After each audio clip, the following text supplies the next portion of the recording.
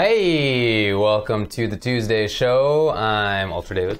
And I'm James Chen. How's everybody going? It's going great. So we got some topics up here, as you can see. We have catering to pros, which is, yeah, we'll talk about that. Texas Showdown happened. We were there. There were a bunch of other tournaments that also occurred. We will discuss them.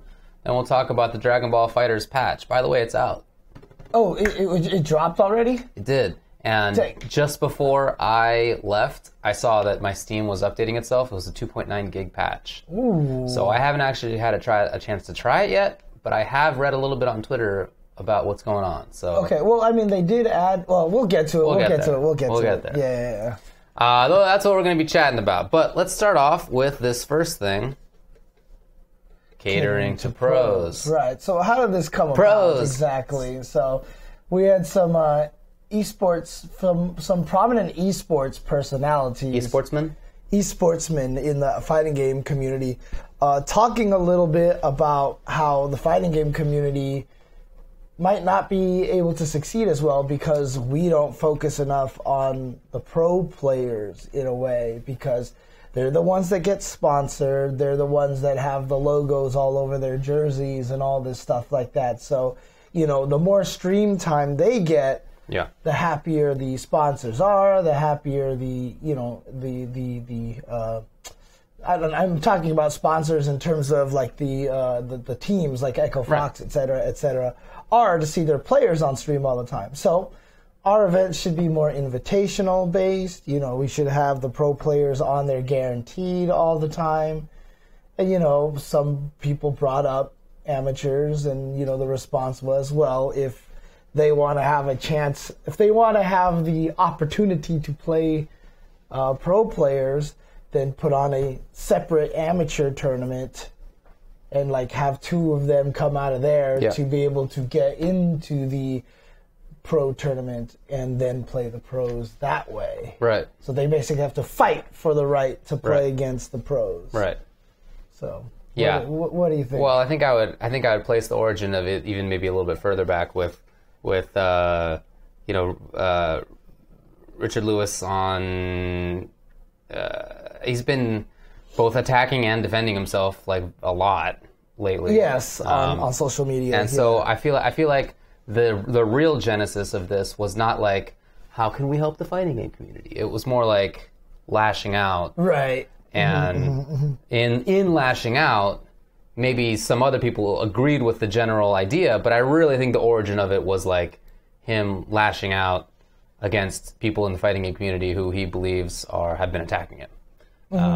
Sometimes not just believing, to be frank, but you know, I really think that's what the ultimate origin of this was. He had beef and he wanted to get it out, and then, you know, Monte Cristo and other people like chimed in and stuff. Right. So I think that's more like what it's about. But I obviously I am very much in favor of keeping the FGC open in the way that it is. That is, it's our history. Obviously, that is what it's always been, and I don't want to see. I feel like that is one of the important things about the scene that I think needs to be maintained as we professionalize, because we are professionalizing. Right. Players and commentators and streamers and organizers and all that stuff. There's a growing group of people who make their money on it. Right. Which is literally professionalizing. So that process is occurring, but in that process, as we've often discussed, we need to make sure that we keep the parts of the FGC that we all care about the most, that seem like the most fundamental parts of our community and our scene. And that really is at the heart of what is most fundamental about the FGC. Yeah, you know, our scene came from arcades. This was kind of what I was saying on Twitter at one point when I kind of chimed in on this whole entire topic. Our scene came from the arcades, and the arcades are really about, you know, once you put a quarter up, it was your right to play. You know, it didn't matter who you were when you came into an arcade. It was your right to play. And it's a very face-to-face kind of thing in the fighting game community as well, right? And in that way, you know, again, you know, in the arcade days, if we didn't like you, if you were a stranger, we could give you evil stares or whatever like that, but eventually you would end up playing. And like we were having a chat with that's why I said it. With Commander Jesse, who happened to be on the same plane ride that we had. We all happened to sit in the same exact row because it's Southwest. You can pick where you sit. Right. Mm-hmm. And he said that when he first went to Arcade Infinity in Southern California, he put his quarter up, and somebody like didn't want to let him play at the start. He finally did play, but then when he lost, he felt like everybody was like, "Yeah, get out of here, kid." Right. Yeah. You know? And so he never came back. So it's not always perfect. Right. Obviously, but that's the thing is, but the ideal, and it has often been not just the ideal, but the practicality of it, is that anybody can play.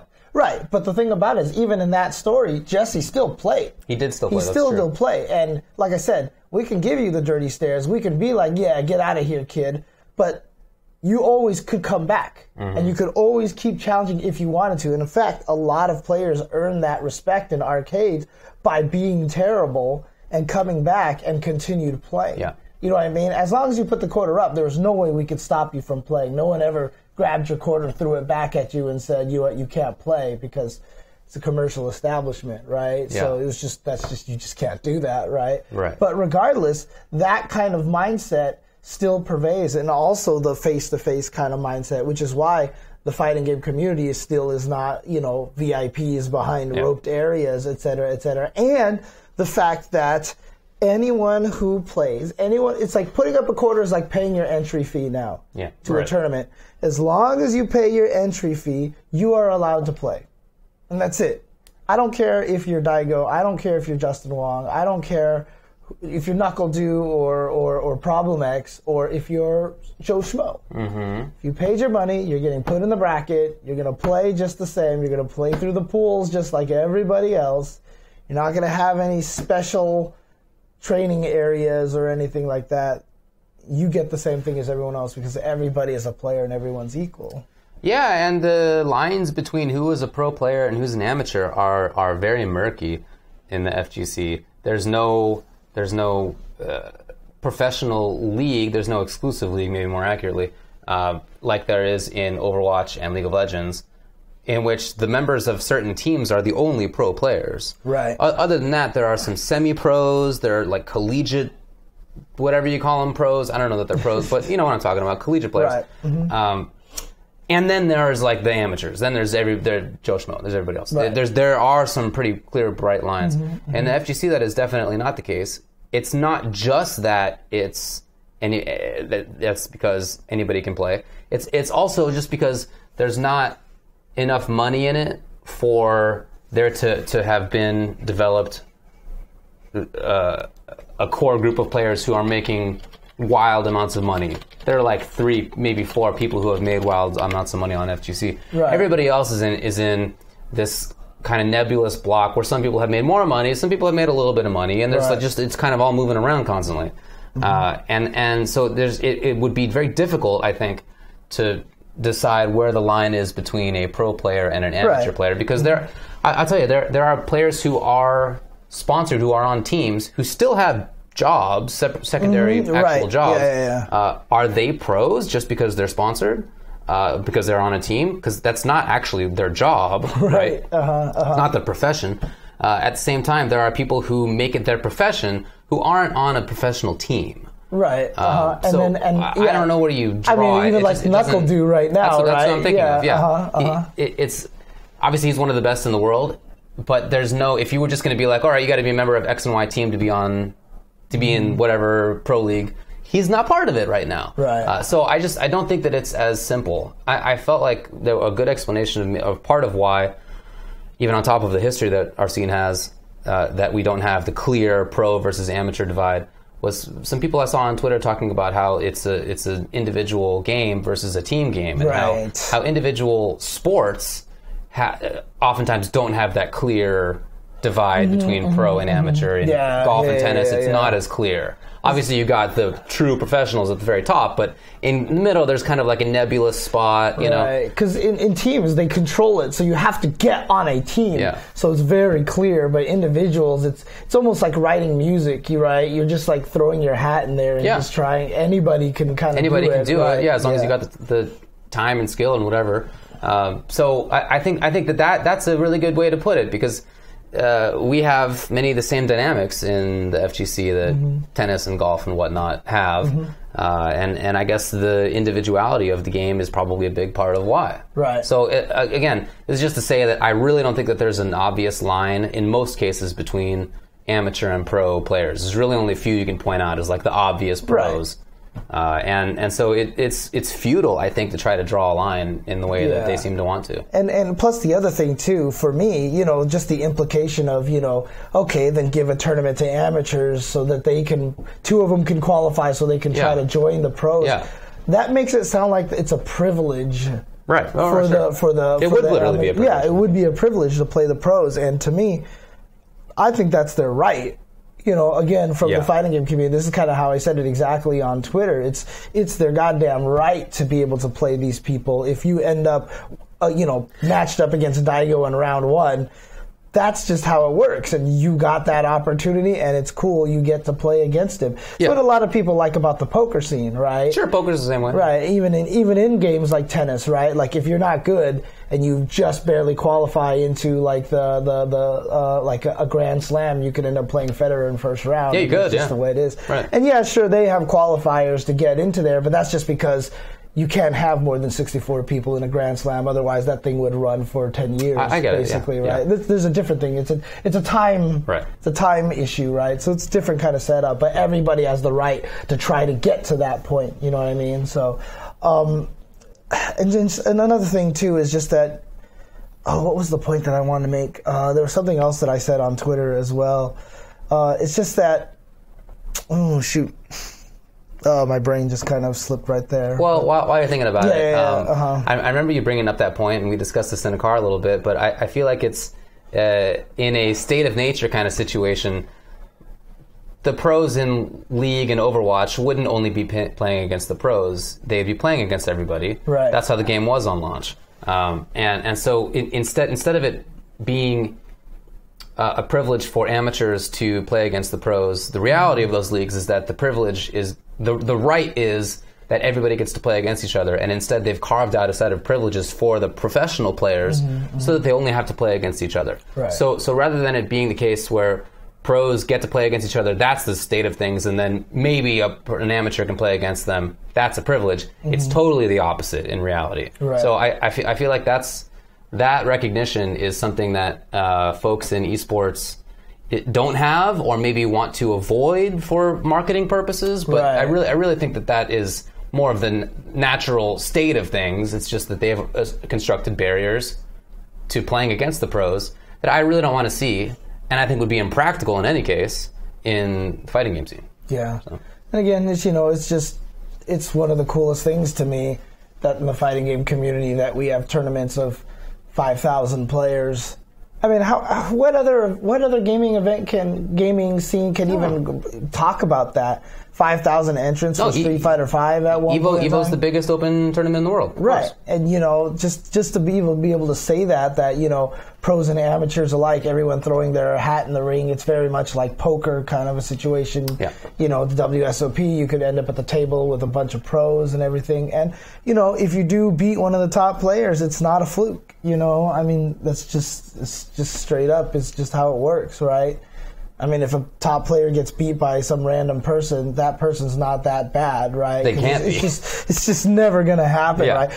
A top player is never going to have that bad of a day, right, unless they just accidentally disconnect their controller 4 times.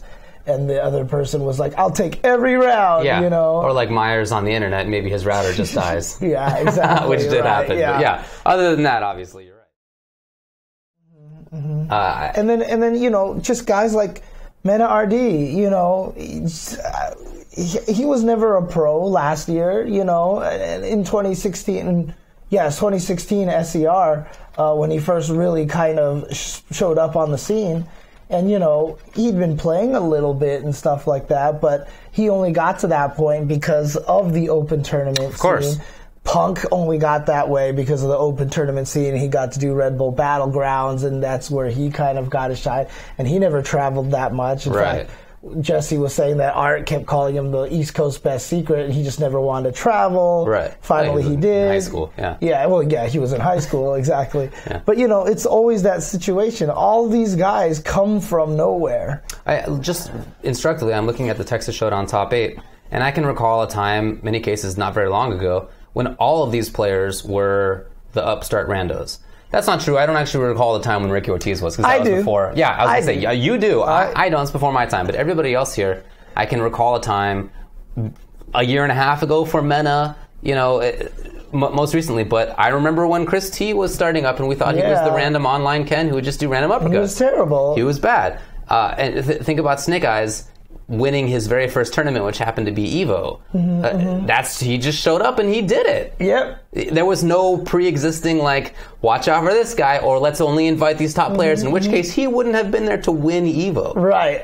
So and I'll tell for Ricky, she was trained by the East Coast MVC2 players before Justin Wong finally came out, and our West Coast champion was Alex Vai at the time for MVC2. And she basically flew out to a Southern Hills Golfland tournament, to kind of represent the East Coast. And we were like, whatever, we're the best. And she ended up beating Alex Vai in grand finals. Right. And, that's how it always goes. And everyone was like, what happened? And we were all mad because it was Runaway Storm. And, Right. Yeah, and everyone was like, this is cheap. And, so, it's the way it works, man. That is the way it works. I think that folks in esports have a problem with memory. This is something that I've often thought about that scene. You have a memory that goes back to the very beginning of the fighting game community. Mine goes back to 2002, which at this point is quite a while ago. We have been around in the same scene for a long period of time. That's not the case for almost any other esport. But see, that's crazy to me, because one of the people that was kind of having this conversation was Scoots. Yeah, Scoots is a funky choice, I think. To use James Chen language, he's like 87 years old, right? I mean, he is older than you. Yeah, I know, exactly. That's right, because I usually call myself No, he has a history for sure, and he was around for a lot of the early shooter stuff. That's the thing that's crazy to me. I can't speak to his full story. I mean, I know a little bit about him, and I've hung out with him a little bit. Very nice guy in person. I don't know, but there's very little left of the Quake scene from those times, and there's very little left even of what the Counter-Strike scene used to be back in the day. There are very few games that trace their time back to the 90s that are still significant.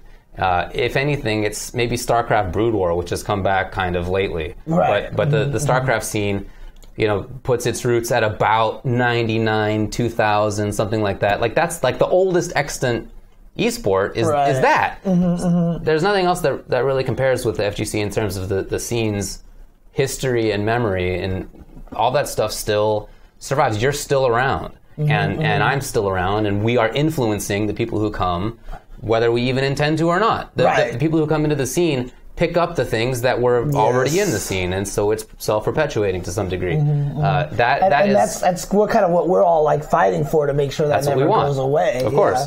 But that's rare in esports scene, and it doesn't exist at all in the most recent major esports game in Overwatch. It was just created out of whole cloth. Some of the players come from TF2 and Halo and stuff. I mean, the players themselves have histories, but what the larger scene was just constructed by Blizzard. The game was just developed by Blizzard. They got to set all the rules. They got to create the league in whatever way they wanted to. And so it's the same way with Hearthstone. It's the same way with League of Legends. There's a history there. It was from Warcraft 3 and so forth, but most of the players come in through League of Legends itself at this point, have been for a long time, and Riot gets to set all the rules. That just does not exist in the fighting game scene. It's totally the opposite. Yeah, game developers and rights holders, if they want to create leagues, they need to fold themselves into what the scene is already doing. Right. That's the only way to make things work. They know that. So Capcom Pro Tour and Tekken and Injustice, etc., they fold themselves into existing tournaments because everybody would just riot if they were like, all right, no more Evo, no more whatever. We're doing our own things. They cannot do that. So we are, although I love it, we're bound by history to a very significant degree, in a way that I think that lots of esports folks don't consider, because it's not relevant for them. For them, it's the last 10 years. In very few cases, it's the last 15, maybe 20. But for us, it's almost 30 years. Right. It's just a different story. And plus another thing, too, is just that you mentioned Tekken, you mentioned Injustice. That's another thing that makes us extremely different, is that we do have all these different game companies, right? So for Blizzard to create Overwatch League, it's beneficial to them, and they can be like, let's put all this money into there. But we can't do that in the fighting game community. Even if Capcom was going to come along and be like, we're going to sponsor CEO, here's all this money and stuff like that, then they can also say, you can't run Guilty Gear, you can't run Injustice because you're a Capcom event now, right? You can only run Capcom tournaments. And we don't want that. And so it's hard to have that kind of situation occur where, you can get, I don't know if you want to call it esports, to the point where like events like that are going to be sponsored by a publishing company. We're always going to get, they're always going to be self-created. They're always going to be sort of grassroots. EVO is still grassroots in a lot of ways. It's funded literally by itself, right? Like not a lot of events get that kind of thing. And so it's funded literally by itself. And so, it's just that, this whole desire to cater to pros and do all these things and these ideas. I remember what I wanted to say now is just, from my tweets. It's just that one template just doesn't apply to everything. Oh, yeah, for sure. And it just literally feels like that they want to take the template that they kind of already know, that they've already established for esports, which again is why I don't like the term esports, because it's a marketing term, whatever like that. But, it like implies homogenization. Right. It implies marketing strategy as opposed to this is just what's good for the community. You know what I mean? It's marketing strategy is we're explicitly trying to alter everything to make money, as opposed to, hey, let's have this community that we're just trying to grow and keep everybody happy and everything like that. And so, their template just doesn't apply to the fighting game community. And a lot of it comes from, I don't want to call it ignorance, but it's just that they just don't know the fighting game community. It definitely is ignorance. I mean, I've talked with... I put out that article, which I recently read again, Momentum Matters, in 2011, which was all about basically this topic. Okay. That was 7 years ago. And I remember after that happened, I talked with a lot of people in the esports scene at now defunct NASL and other things. And they wondered, why is it that the FGC can't just professionalize itself? Why don't you guys... I mean, it's literally the same conversation. Right. Literally the same conversation. 7 years ago. And it was with, I remember talking with Scoots about it. I remember talking with other people in esports about it, people from MLG and the like, who are still asking why it's not the way that they want it to be. Right. All this time later. So it's not... It's ignorance. I mean, they may... I don't know what their intentions are. They, I'm sure, have good intentions. I know some of them, and I'm sure that it's good. I don't know about all of them, but certainly for some of them, I just really think that there's a lack of knowledge, and that's not, at this point, I think something that's easily defended, because it's been going on for so long. If you just want to know about what the FGC is like, spend time with us. Figure, because other people have done so. Red Bull's doing a great job. ESL did a great job. Like... some of the major esports teams have done great jobs. Some of the big esports media groups have done really good jobs. All this stuff is definitely possible with the scene, but you have to take the time to learn a little bit and get rid of whatever ignorance you have, and you can't use a one-size-fits-all policy. And if you do those things, then it's going to be great. But if you don't, then you're just going to, in another 7 years, in 2025, we're going to be having the same conversation with people. And again, one thing that I do want to mention is that there's nothing wrong with invitationals. I'm totally fine with that. Like even Lap Chi doing the Master Series coming up this weekend, there's a lot of exhibitions. The FGC has a long history of having invitationals. That is fine. Red Bull Kumite has been doing a fantastic job with that, for example, for invitationals. Even E-League is kind of like an invitational, right? It literally is an invitational. And that's not a problem. We're not saying get rid of any of that stuff. Like that's the main I like thing. those. I enjoy them a lot. And one of the main things that the hardest thing about this is social media, internet, all this stuff like that has made it so that if you argue against B, then you want none of B. You just want to get rid of everything about it, right? And so I even ended up in a discussion with somebody who was just like, well, why don't you want any of this esports? I'm like, dude, like, do you not recognize that I'm trying to help grow this as professionally as possible? Well, right. And I want to do all this stuff. You know, it's not that I just want to eject all of esports. I kept saying FGC can do their own version of esports. Right? Maybe we won't even call it esports, you know, we'll just be FGC.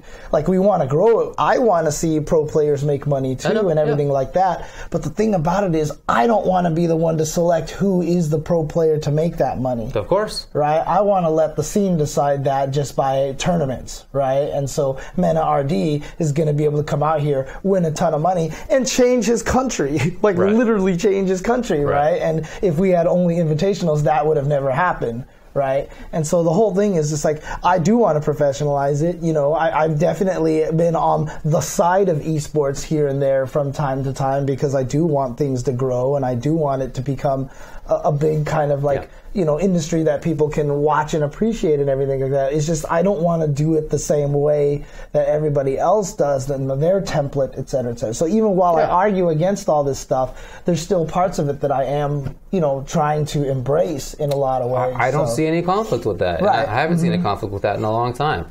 I don't know why anybody believes that there is a conflict with that stuff. And as we've often said, we want to make sure that the growth that the FGC has is sustainable, that we're not just rocketing to the moon and then all of a sudden we fall back down. That'd be crappy. You know, we want to build a big base, and from that base have a lot of players and a lot of talent and all that stuff. A lot of viewers. I don't want it to be some top-down thing because I feel like that's not as sustainable. And this is not just a business to me. It's a community. Again, there's the historical aspect of it. If the Overwatch League dies, that's a big business loss for a lot of people. It would be a really big bummer. It's not a community in any way in the same sense that the fighting game community is a community. Right. There are people who view teams and fandoms as part of their communities, but the larger thing is not at all comparable to the community aspect of the FGC. So for people to talk about how, you know, sort of applying the ideas with respect to community that the Overwatch League has to the FGC, it's just nonsense. It doesn't make any sense at all. And again, just like, you know, I'm sitting here reading the chat and getting a lot of things here too, but what was I about to say? I don't know why my brain is not working today. But, anyways, continue forward, so. You know, yeah, that's right. I remember what I want to say now. It was just, you know, about the invitationals thing. You know, again, the invitational things is fine, but I just always want to make sure that the open tournaments are the focus. They need to be the biggest thing. They need to be the most important thing. You know, the point where the invitationals start becoming more important than the open tournaments is a problem. For sure, dude. In my opinion. So, yeah, for sure. You go. Yeah. And of course, top-down style can work. It's currently working like gangbusters when it comes to League and Overwatch. It's not the style that I want, and furthermore, it's not the style that is possible when it comes to the fighting game scene, because we've already been self-organized around a concept for almost 30. Street Fighter 30th Anniversary Edition comes out soon. I mean, it's that kind of history, and that can't be ignored when it comes to how the scene is organized. I just, you know, if your history in scenes is to come up through an already sort of sportsified esport kind of world, and then sort of float around between StarCraft and Hearthstone and Overwatch and whatever else League, then I kind of get why you wouldn't consider the very community-focused history of the FGC, because it's just not your experience. Okay, but that's all right for your own stuff, but please do consider our experience when it comes to our own things, because that is a big influence on how things go. So I look forward to talking about this again in 2025. It will, I'm sure, be an issue moving forward. I just don't see why it wouldn't be. But it's something that I certainly hope to talk with people about.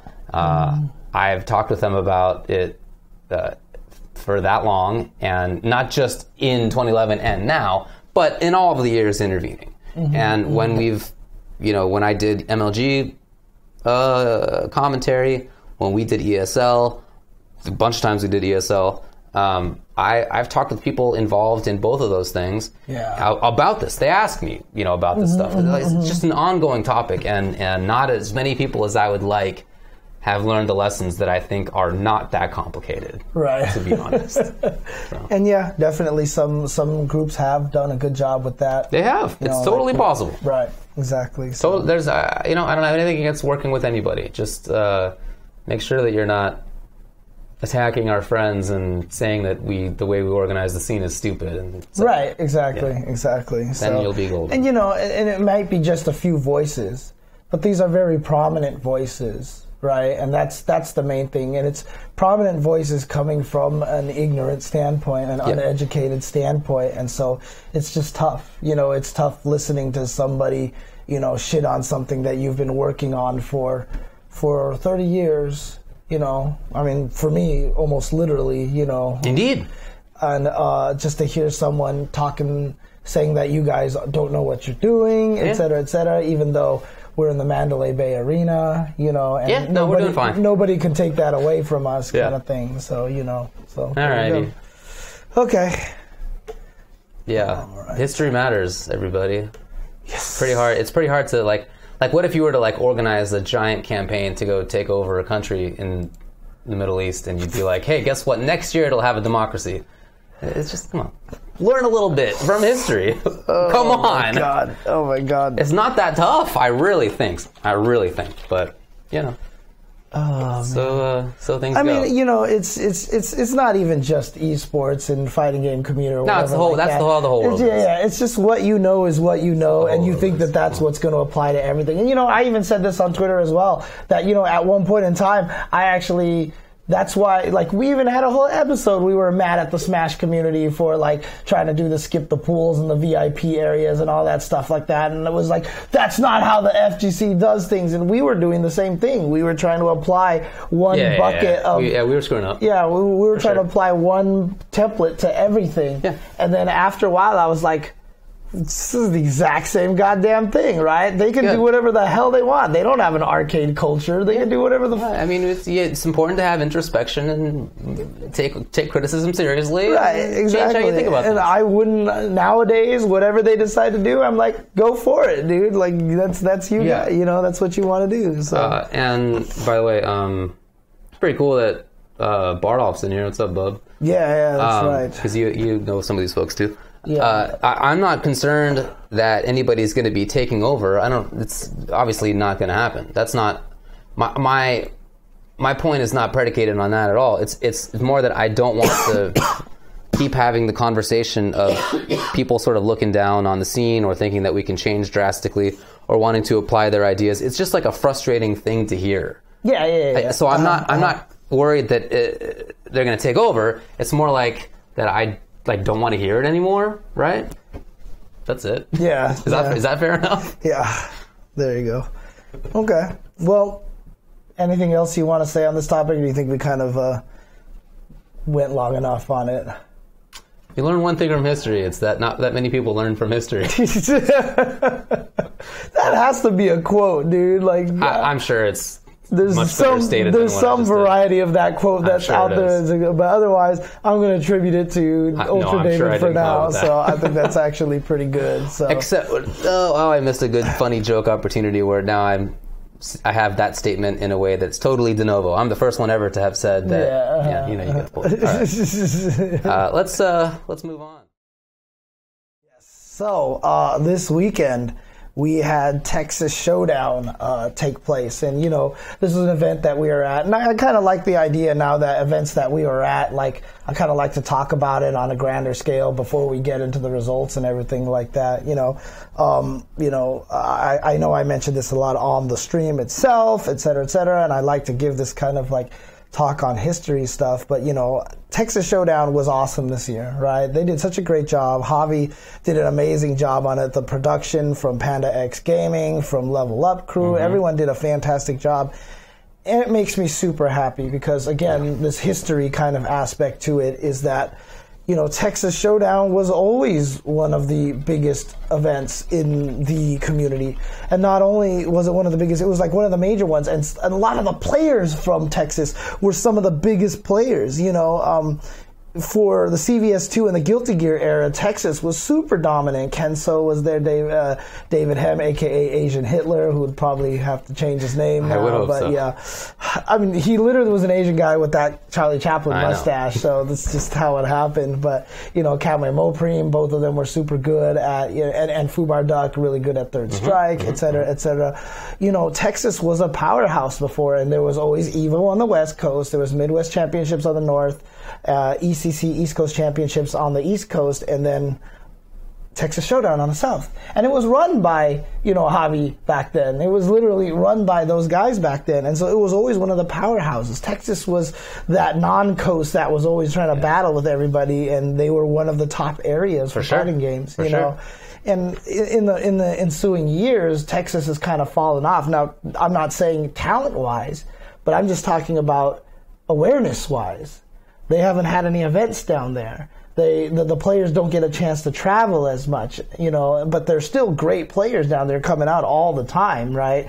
And then at one point in time, yes, and it's sorry to all the Texas people that we all have to bring this up, but there was the few years that Texas Showdown got run by a different group. Yeah. Got merged with Anime Matsuri, and I was there. Okay. Anime Matsuri does not have a good history. You do not want to look up all the stuff. Well, actually, you do want to look up all the history on it because probably give you a reason not to go anymore. But, we were literally placed in the hallway. You know how, like, when you go to a fighting game tournament, you have the ballroom and you get into the... Look, we were in that hallway area, like, outside, and then the electricity couldn't power everything, so that all machines kept dying and stuff like that, to the point that Mortal Kombat moved to the bathroom and used the outlets in the bathroom to play over there, right? It was like 2011, 2012. Yeah, and so Mortal Kombat was played in the bathroom. That's how the mighty had fallen in Texas. It was that point where everyone was just like, what the hell happened? And we played to the grand finals, and only the grand finals was played on a stage the next day, and nobody cared. There was no, and so it was just like you see what happened in Texas, and it's like it literally brings a tear to your eye. You know what I mean? And then Javi and crew took the tournament back, and then literally they've been bringing it back. And year after year, Texas Showdown has gotten, it's gotten better year after year. We first got there in 2013. I mean, I guess me, because you were there, but I think I was first there in 2013. Yeah. So I've been there every year but one since then, and the development is very clear. Yeah. The first time I went there, I thought it was already okay, but it's gotten bigger each time. They moved into a fancier, I think 2 hotels since then, if I recall correctly, and each one has been fancier. Not even just that it's fancy, that's not that important, but the ballroom is bigger, more players, more stuff to do in the area. Right. Like the tournament seems to be more organized. Like everything, the stream seems better. Everything seems to be improving. Right, and also once we go through the results, we'll also see how many games were defended by locals there. Just showing that Texas is still super strong, right? It's just such a strong scene. And so to see Texas Showdown getting back to this point, there's this whole other conversation that we could have about ranking events and premier events and everything like that. But honestly, Texas Showdown, I mean, it has probably better production than some of the premieres that are there right now.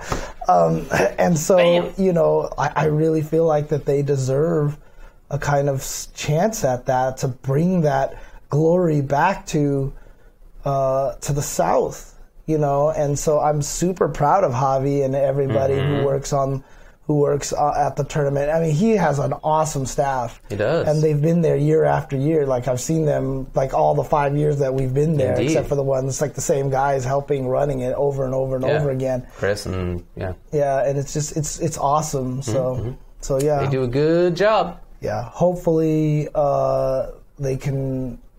hopefully people see that and start showing up a lot more. I mean, we did have a lot of players here, but hopefully the internationals start traveling and really just start having fun with this. So.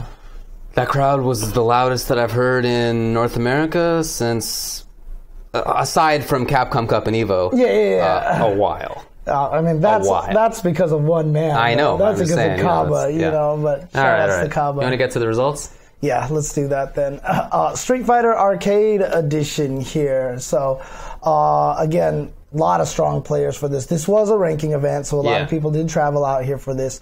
But in 7th place was Echo Fox Punk with Cammy, as well as Red Bull Snake Eyes with Zangief and Abigail making another rare appearance for him these days. 5th place was CYG BST Chris T with Ken Nakuma, playing amazing after his win from Dominican Republic, still looking very, very strong. As well as E.G. Ricky Ortiz with Chun-Li, and watching Ricky use V-Trigger 2 Chun-Li was one of the highlights of the weekend. It was super cool. 4th place, Mouse Esports Problem X M. Bison, still one of the greatest players in the country, top 8 at Capcom Cup. And even in the world, one might say. What did I say? The country? Oh, I meant the world. I meant the world, actually. Okay. I meant the world, so my bad, Problem X. Sorry. It's my fault.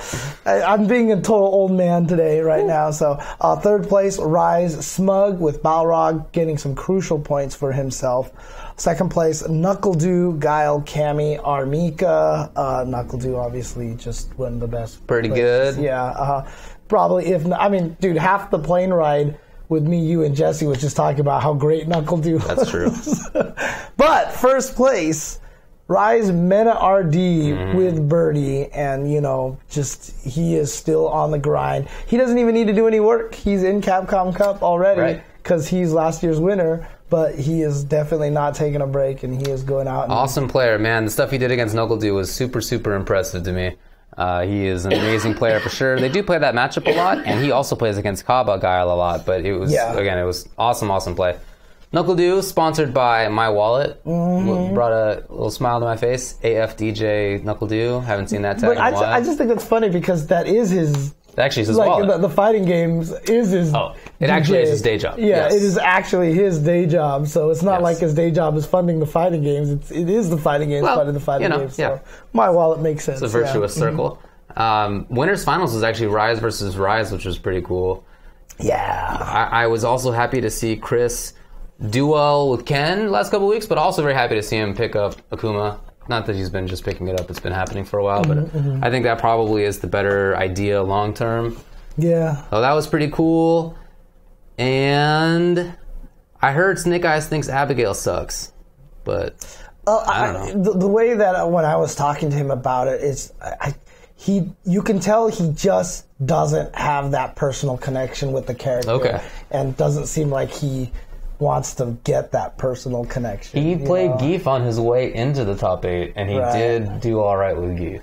But he lost to Ricky already, so he had to try something different in top 8. So he did, he got sent to losers by Ricky. But again, it's crazy because he came out of nowhere at CEO last year and he won, and then he comes out of nowhere, gets top 8 here at Texas. Look, whenever he shows up, of course, he's going to be one of the biggest threats. He's still a good player. So.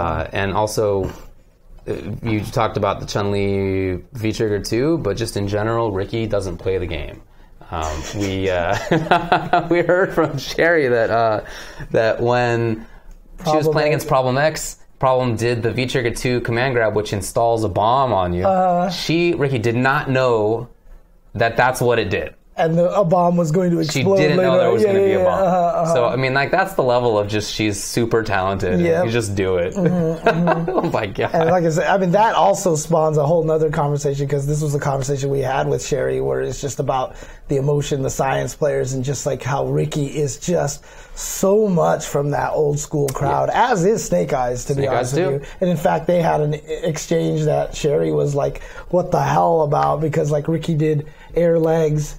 And Chun-Li's negative in that situation. And Ricky hit a button, and Snake Eyes got counter hit. And Sherry's like, how does that even happen? There's no way that you could get counter hit in that situation because you're plus. And, but... I hear you. Both of those players are very not science players. Yeah. Not science players. Indeed. All right, let's go talk about the next game.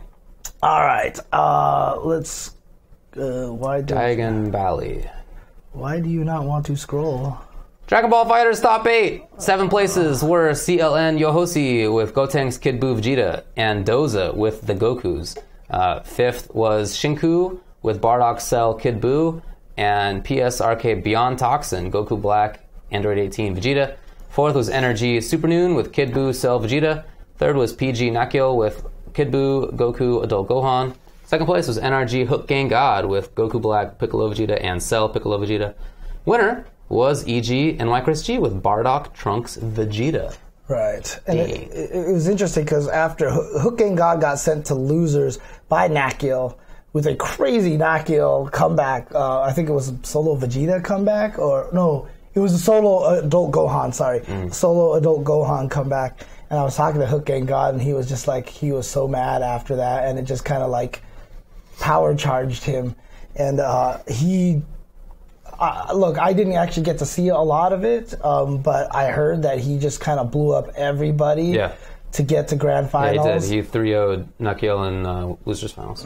But then Chris G, like, just blew him up. Yes, for sure. So Chris G is, and it's funny too because I've always said this about Chris G, even in Street Fighter V. Like when he played Ibuki, he just does his own thing. Like he doesn't look at everything everybody else does. And when I was talking to Hook Gang God, he was like, "Man, Chris just doesn't play this game like anybody else does." Yeah. He's like, he's just not doing the things that everybody else does. His neutral game is definitely different. Yeah, he's like, he's playing a different game, and he's like, I couldn't get used to it. And Chris just has that weird ability. Like, we used to talk about how Momochi took the Street Fighter 4 into Street Fighter 5. Dude, Chris G takes the Chris G into everything. He just plays it the way that he does, and there's some crazy talent that he has that he's able to make whatever he wants to do work. You know? Yeah. Bardock's a pretty good character though, so now he has Bardock on his team, which he never had before. Rather than Android. I heard Hook Gang God has been playing in tournaments for 2 months. That's crazy. For 2 months. Obviously, he played before that. He played Guilty Gear, but for 2 months. Yeah, is when he started going to NLBC. Right. Come on. And then now he's sponsored by NRG. Like, what a crazy rise. Right. It was funny, too, because I introduced myself to him. I was like, oh, hey, by the way, I want to introduce myself. And he's like, oh, yeah, I'm Hook Gang God. Yeah. I'm like, I know who you are. Yeah. And he was like, it's so weird to me that people know who I am. I was just like... It's never not weird. Yeah. But, I mean, dude, that guy is so talented, though. He got 4th place in Guilty Gear this weekend as well. So, obviously, he's just really talented at fighting games. Yep. His name is, what was it? Is it Edward? Edward Hook. No, was it Edward? That sounds like he's the... villain of something? Yeah, from Peter Pan. But in any case, his last name is Hook. Okay.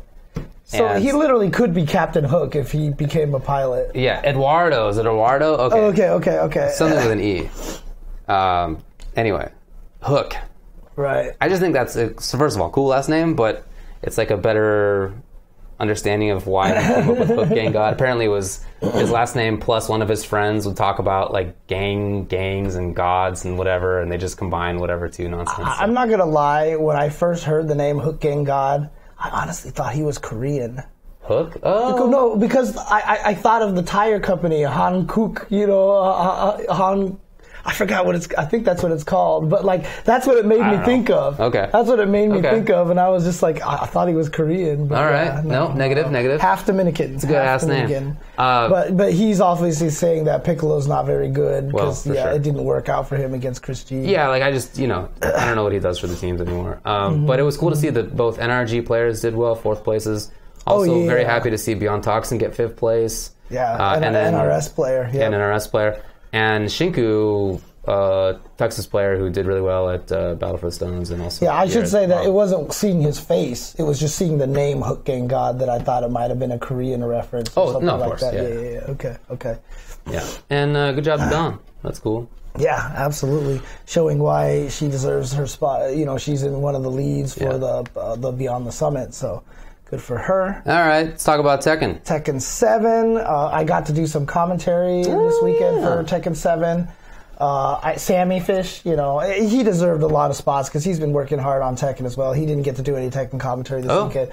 But he asked me, he was like, so how did you think the Tekken commentary went? And I was like, probably about as good as it could have. Okay. like I would give myself like a 3 out of 10 or 4 out of 10. Okay, just fair because enough. I don't have the knowledge and all that stuff like that, but I thought it just, I thought it went as well as it, like it wasn't like, it had the potential to get there and it wasn't like I didn't meet that potential.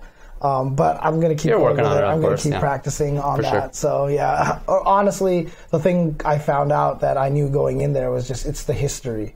It's the player history that I feel like I'm missing the most, and the That makes storylines. sense. Fortunately, Mark Mann was able to cover all of that stuff for me, so that was really cool. Very nice. Seventh place was Rick the Ruler with La, and VS Trungi with Geese. Fifth place was Circa Jury Foey with Jack 7 and Paul. And Core coming back from nowhere. Has he not been entering stuff? He just, Mark Mann said the last time he saw Core was at a failed reality project that will not be named for a certain Capcom game. Oh, really? That was in like 2012. Right. And that's what Mark said was that the last time he remembers seeing Core anywhere. Wow, okay. So, yeah. Dang. He got fifth place with Jack 7, which is interesting, but I mean, that's a good character for him to play if he's going to try to get back into it, Fourth place was UIU Peeling with Xiao Yu and Akuma. Yeah. I mean, he came into my chat, was giving me all the peeling advice when I was going through. I'm sorry, all the Xiao Yu advice when I was going over Xiao Yu. So now, for some reason, I see him and I'm rooting for him, even though everyone that I commentated with kept having disparaging remarks about Xiao Yu. Okay, all right. Third place was Shadow 20Z, which I called 20 ounce, with Claudio, Elisa, Steve, and Xiao Yu. Second place was PG Speed Kicks, Dragunov, Huarong, Lao, and Xiao Yu. He only picked Xiao Yu to counter Shadow Ounce's Xiao Yu, which is a counter to the Huarong. Yeah, it was weird. But first place, RB, Anakin, Jack 7. He was dominant all weekend long, just using Jack. And Mark says he's basically the guy who invented Jack in Tekken 7. Dang. He's the one who kind of popularized him and shows why he was basically unbeatable this whole entire weekend. So all right. Good stuff to him. He only lost one game in grand finals. Yeah, he did a super good job. And that's the only game he lost in top 8. Nice work. All right, Super Turbo. Dang, we were there. Yeah, we got to do top 8 commentary for that. 7th place, Raging Storm X with Chun-Li. Good to see these Chun-Li players getting into the mix recently. Finally. I know, right? Just in recent history. 7th place, also ST Revival. Atari with Guile. Atari, of course. One of the guys doing a great job organizing all of the ST Revival stuff, and he's going to be organizing the Tournament of Legends finals in Canada Cup this year. 5th place, Noun with DJ and Dalsum, as well as Enforcer 4 with Ryu and Balrog. 4th place, Old Man Jumpsuit Jesse with Fei Long and Ryu. 3rd place, Echo Fox Justin Wong, the only old game he didn't win this weekend, with Oh Sagat and Chun-Li. 2nd place, Pup, formerly known as C Vital, formerly Tournament of Legends 1 qualifier with Chun-Li and Dalsum. 1st place qualifying for Tournament of Legends is SoCal Boy Silent Scope with Cammy. Yay! There you go. Nice work. Yeah, good job to Silent Scope. Good For job sure, to he Silent played Scope. well. He has put in a lot of work with that character. There were some weird scrambles in there. You remember that? Yeah. And Pup actually reset the bracket in the grand finals, but Soundscope won at 3-2. It's close set. Cammy is not top tier in SD. I don't care what anybody says about that. She's still bottom. She's still. I mean, of course she's bottom tier in SD. Yeah. But if you're Zangief's the worst character, but you know. You really think Zangief's worse than Cammy? Okay. One of those two. It's one of those two. Yeah, it's definitely one of those two. Or maybe old Blanca. Not counting because if you count old characters, then old Cammy is the worst character. Really? Easily. Old Blanca. I don't think you can cancel crouching medium kick. He's like really bad. Can't you? I don't think he has a cross up. Like he's terrible. I haven't played that character very much, so excuse me if I'm wrong, but I think that's true. You know what? I have no knowledge of O Blanca at all because nobody's ever touched that character, so you might be right on that one. Yeah, anyway, Marvel vs. Capcom Infinite top 8. Yes. MVCI top 8. 4th place was UA Stone with Soul Zero Sigma and Zabo with Space Ultron Dante. 5th place, EG NY Chris G in 5th place with Space Morrigan Monster Hunter and Space Winter Soldier Monster Hunter, as well as One Wolf with Space Nemesis Strange and Space Strider Raccoon. Fourth place, Echo Fox Punk with Space Ultron Dante really playing really, really well. Third place, Estos Pelotas with Power, Winter Soldier, and Chun-Li. Second place, Noel Be Hungry with Space, Raccoon, and Gamora. And first place, local Texas player Stealth with Soul Zero Dante, but more importantly, Soul Zero Sigma. Dang. He got sent to loser's bracket by Noel with Zero Dante. Noel made it into winners grand finals on winner's side. Stealth came back and went with Zero Sigma and just destroyed Noel 6-0. And even afterwards, Noel's just like, I don't even know what happened. And honestly, what was great about that team was that they just completely nullified the space box. The space box wasn't even a threat. Like, as soon as you locked them in there, Sigma was like, let me just place these things on the screen, and you can't do anything about it. Everyone knows how good Zero is in the box. And it's weird, like, that team, I almost feel like, is a counter to the Space Stone then. So now it feels like you gotta pick a different stone.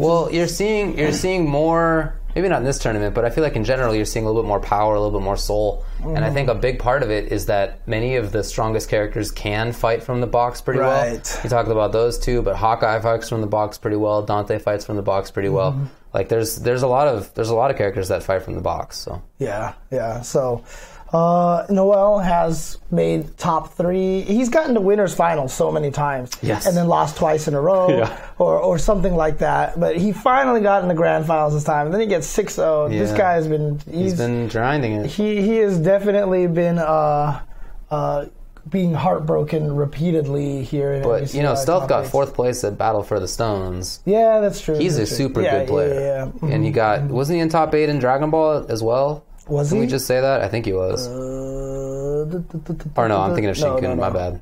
Okay. All right. Guilty Gear Xrd Rev 2. 7th place, Robot with Soul Bad Guy and Shinku, who we did see in Dragon Ball, with Dizzy. 5th place, TGQ Zenzen with Kai Kiske. And 5th place, also Kid Viper with Johnny. Heard he was really mad about, getting in 5th place. He really wanted to win for Texas. I'm sure. Sure. 4th place, NRG Hook Gang God, like we said, with Faust. 3rd place, Hamad with Kai Kiske. 2nd place, UIU Kizzy K with Sin Kiske. And 1st place, Hotashi with Elfelt. So Hotashi, a very, very, very strong Elfelt. I always remember the time we were running, I used to run beginner lobbies in Guilty Gear, and Hotashi came in there all of a sudden out of nowhere and just started beating us up. And I was like, dude, man, this is a beginner lobby. Like, what the hell are you doing? That's great. He's like, oh, I'm sorry. But then we're like, actually, you know what? Beat us up. We need reality check. Okay, yeah. That makes sense. He just slaughtered everybody, and we were like, okay, we all know where we still stand. It was cool. It was cool. So, but shout outs to Hotashi for getting 1st place there. Injustice 2, top 7, PG Katana Prime, TSS King Gambler, 5th place BXA Star Charger, 5th place PRSK Beyond Toxin, who was also in the top 8 for Dragon Ball. It's just so cool that Dragon Ball is just everybody's in there. Plays it. 4th place GGEA Ominous, 3rd place Echo Fox Scar, 2nd place RNG White Boy, and 1st place CLN Deoxys. Yeah. With Blue Beetle, Blue Beetle, yes. He's a young player who's been really grinding and becoming very strong. He got top 8 in losers at final round. This is his first big major tournament win. I think it's also Blue Beetle's first big tournament win, which is really cool. And he did it over White Boy and Scar, so it's not like, oh, hey, nobody was there. Oh, no, for sure. The top 8 was actually legit. There wasn't a lot beyond the top 8, but like the top 8 were all really good players, so there's nothing weird about that. Was there a lot beyond Toxin? Woo! Anyways, I had to do it. Fear Toxin, right? Yeah, that's true. About GGEA Ominous there, just to talk about GGEA a little bit, what I was told was that it is a local group that sponsors its top players, including Ominous, a couple other guys as well in other games, but that also those top players are obligated to help out the underclassmen, I don't know how to phrase it, of the group. The fluke causers. To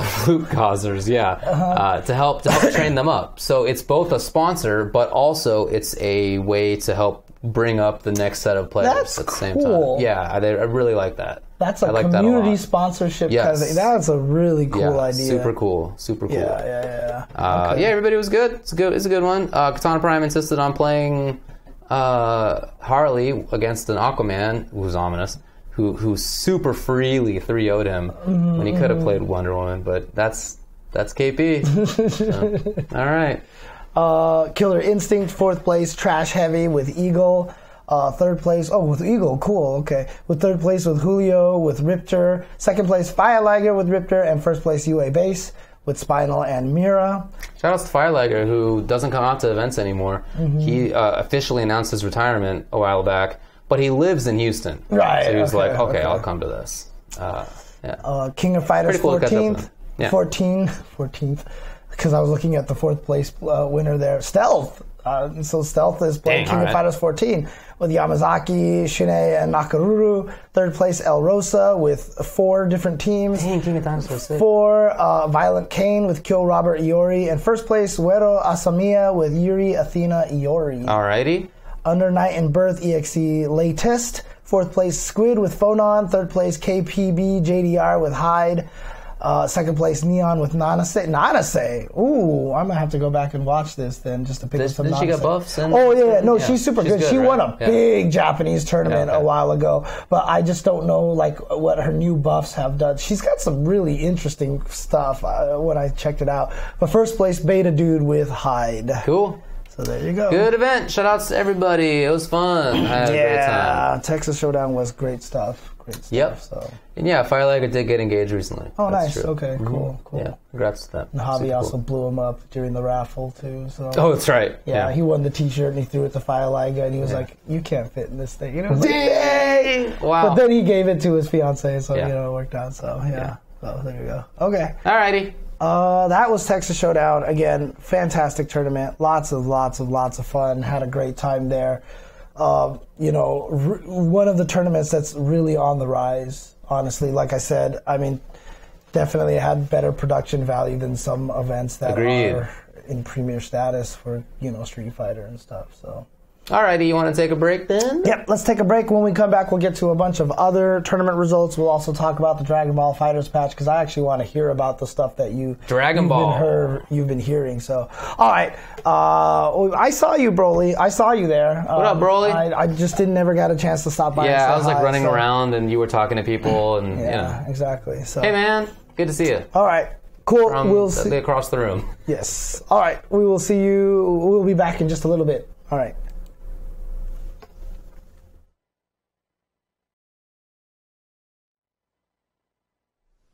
Howdy do. Let's talk about some of the tournaments, what happened over the weekend. Let's shift the thing to the thing. Excellent. So let's talk about KVO X TSB, which is a big tournament over in Japan, in which there are many events, most primarily anime and air dasher games. Yeah, really cool. I mean, look, just the banner that they have. There was ARMS, Blaze Blue, Chaos Code, Dead or Alive, MVC, MVC3, King of Fighters 14, Pokken, Under Night in Birth, Guilty Gear, Dragon Ball. Everything was there. Everything was there that was being played, and took place this weekend. Sad that it took place on the same weekend as Texas Showdown, but that's just the way that life is going to be in the FGC nowadays. It's going to be conflicts everywhere. There's nothing we can do about that. So. But let's go over the results here. Right. In 7, this of course is in Japan. And again, also want to just make sure to have shout-outs to Stickbug. Yeah. So TSB, Stickbug, Team Stickbug, as well as KVO, a Japanese organization. So it's been one of the coolest collaborations, in existence, right? Yeah. And they've been doing it for a while. So honestly, shout outs to those guys for being able to continue to do this. I think that's really, really awesome. Agreed. Really awesome collaboration here to bring players to play these kind of to focus on the non-mainstream games, basically. Because I said there's everything here. There's no Street Fighter, there's no Tekken, for example. Oh, that's true. Yeah. All right. 7th place, Nage with Faust, and Day with Elfelt. 5th place, Sabamisu with Bedman, Takehara with Ramlethal. 4th place, Nakamura with Milia Rage. 3rd place, T5M7 Tomo with Leo Whitefang. 2nd place, Cha Cha Cha with Kumhei Hyun. And 1st place, Omito again with Johnny. Dang. So Omito dominating right there. 7th place was Zadi. Dang, Zadi was down in... Samito Chip was in 13th. Dang. You seemed surprised when Bedman did well. Is he not good? I thought Bedman was not considered very strong in this game. So they kind of nerfed him a little bit. But actually, you know what? In the most recent patch, I'm not sure how he changed. Okay. So he might be better now, and I might be unaware. So. Alrighty. Yeah, but, Johnny keeps getting buffed, so...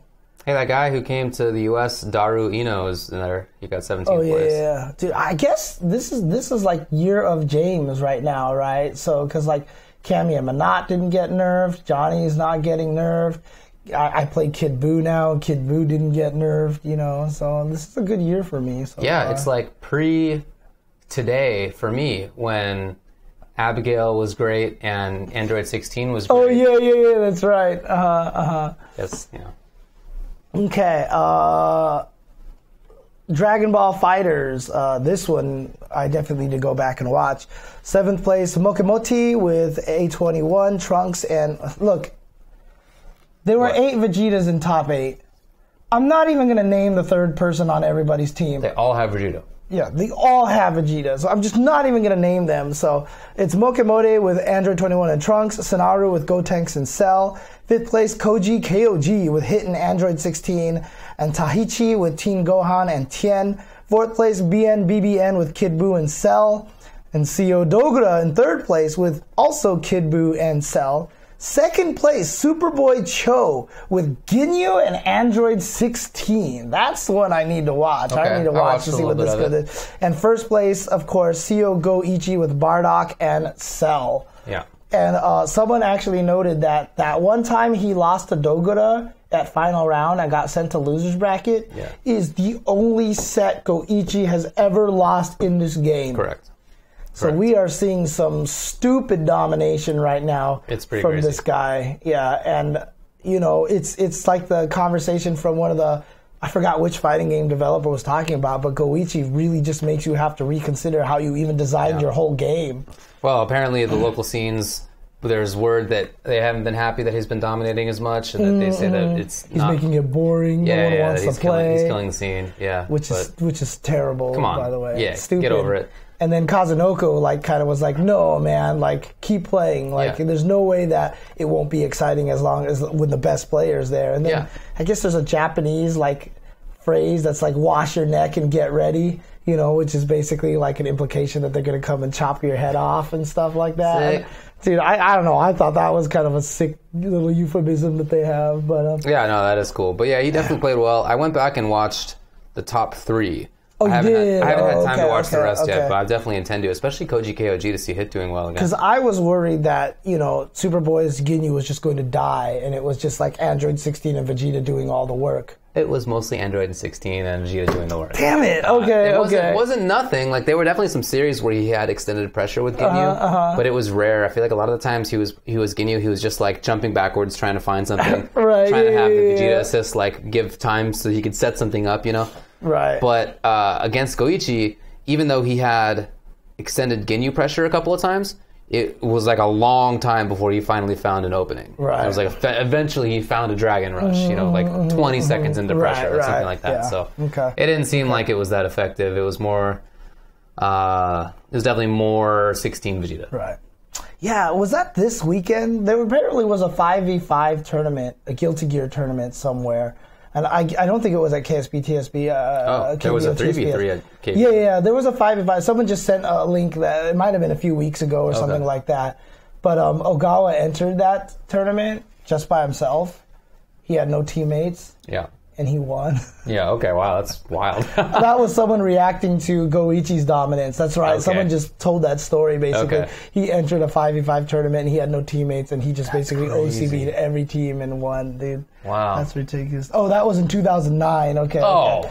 Okay. Forever ago. Yeah. But it was, like I said, it was a story in response to Goichi's dominance. Someone trying to show that, hey, look, someone else has been dominating as well. So. Well, that's not, I wouldn't say has been. I would say a long time ago he did. Yeah. Mm-hmm. Yeah, exactly. So.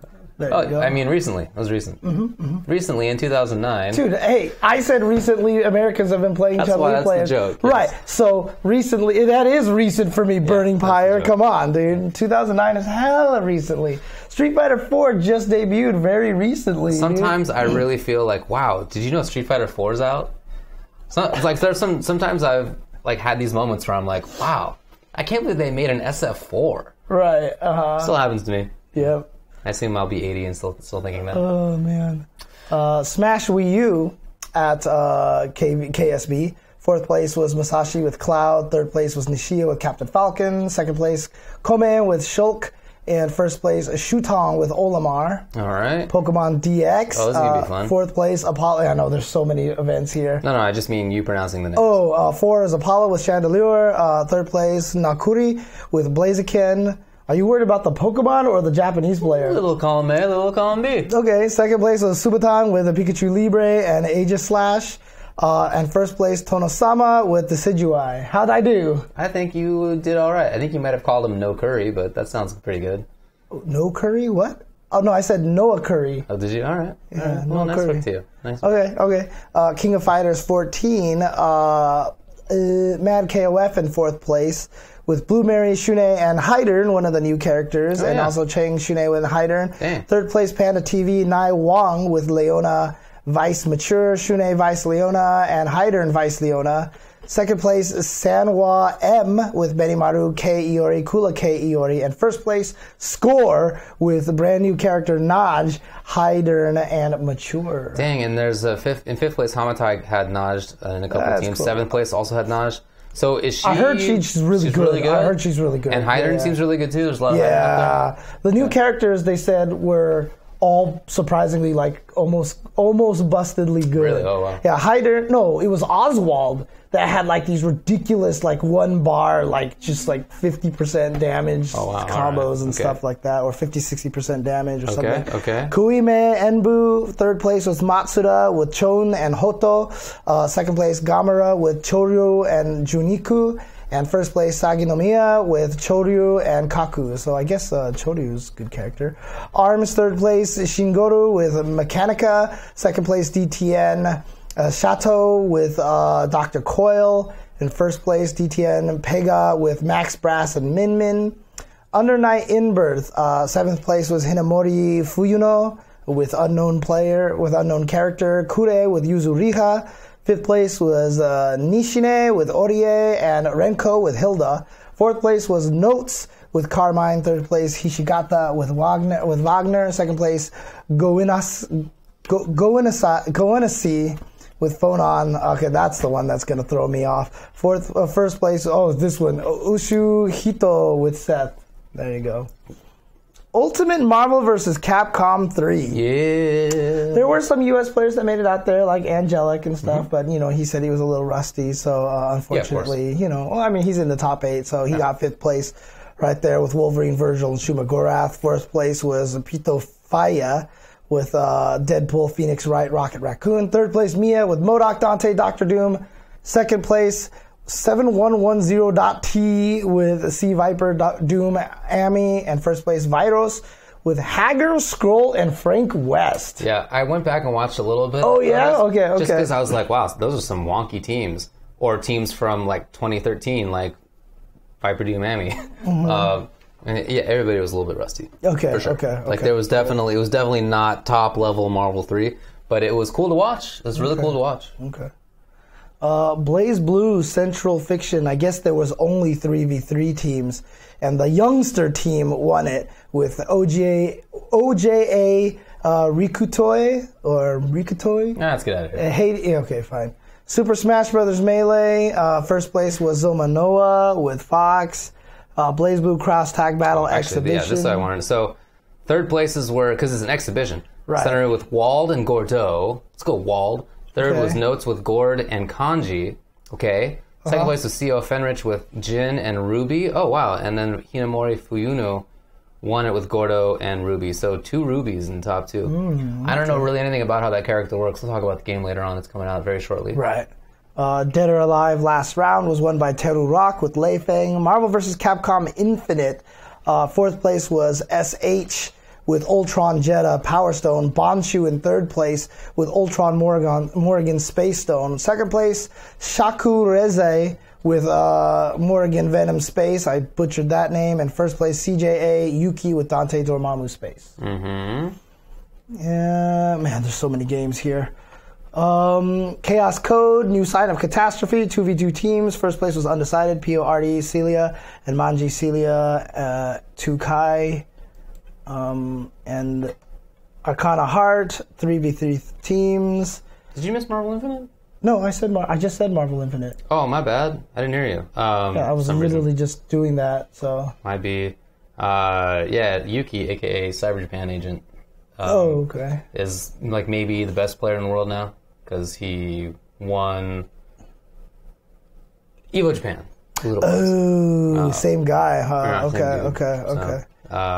Yeah. Nice. Okay. He looks pretty good out there. I mean, some people in the chat, Leon Fanrana is saying that Japanese MVCI feels very different. Okay, I haven't gone back and looked at it yet. But I definitely want to go back and watch a bunch of KSB stuff. I remember watching it from previous tournaments, and it was very cool to watch. Okay. But that was the last game there. All right. Okay, so again. That seemed cool. Somebody was asking about the streams earlier.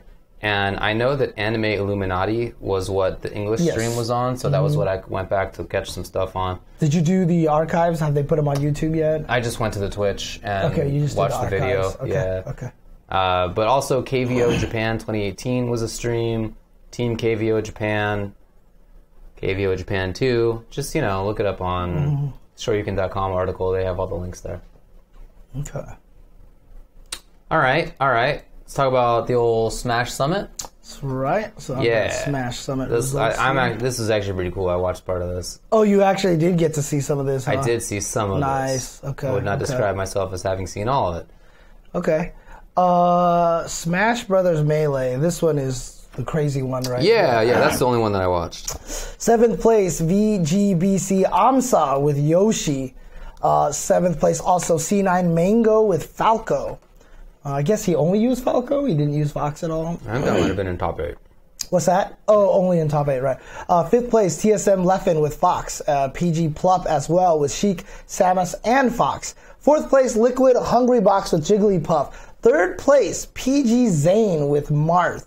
2nd place, Alliance Armada with Peach and Fox. And 1st place, Echo Fox. And even he couldn't believe it. Yeah. Mewtwo King with Marth. One of the most adorable reaction videos I've seen in a long time. Yeah. Maybe ever. Like he's so genuinely surprised that he won. Like it's not like, wow, me. It's like he's really actually surprised. Yeah, he's just like, and they hand him the trophy and he's like he doesn't even look at it. Like they just put it in his hands. It's just confusion. It was hilarious. And quite heartwarming, I think, but it was not what many people expected. Yeah, I heard it was because it's kind of like a round robin format. So I don't think he realized that he was in that position or something like that. But yeah, when he won, he was definitely genuinely surprised. That was super cool. Seeing AMSA beat Hungry Box. That was so sick, man. Yeah. That was a lame match. It was so sick to watch. So many timeouts, dude. It was real. I loved it. I mean, that's I like that kind of game. I like Jigglypuff anyway. So it was like maximizing the slow pace that you can play in that game, and every hit mattered a lot. And even on the timeout, there was like a wild last 10 seconds trading of who was ahead. It was very close. I really, really enjoyed it. Now, that was awesome. Do you know any story about Zane? I don't know that much about him. I just saw people talking about on Twitter and how he's not coming out of nowhere or anything, but this is definitely the best that he did. Yeah, because the thing about it is, I mean, obviously, very few people in Melee come out of nowhere now, but also very few players can even do anything to match up with the gods. Right? Yeah, he beat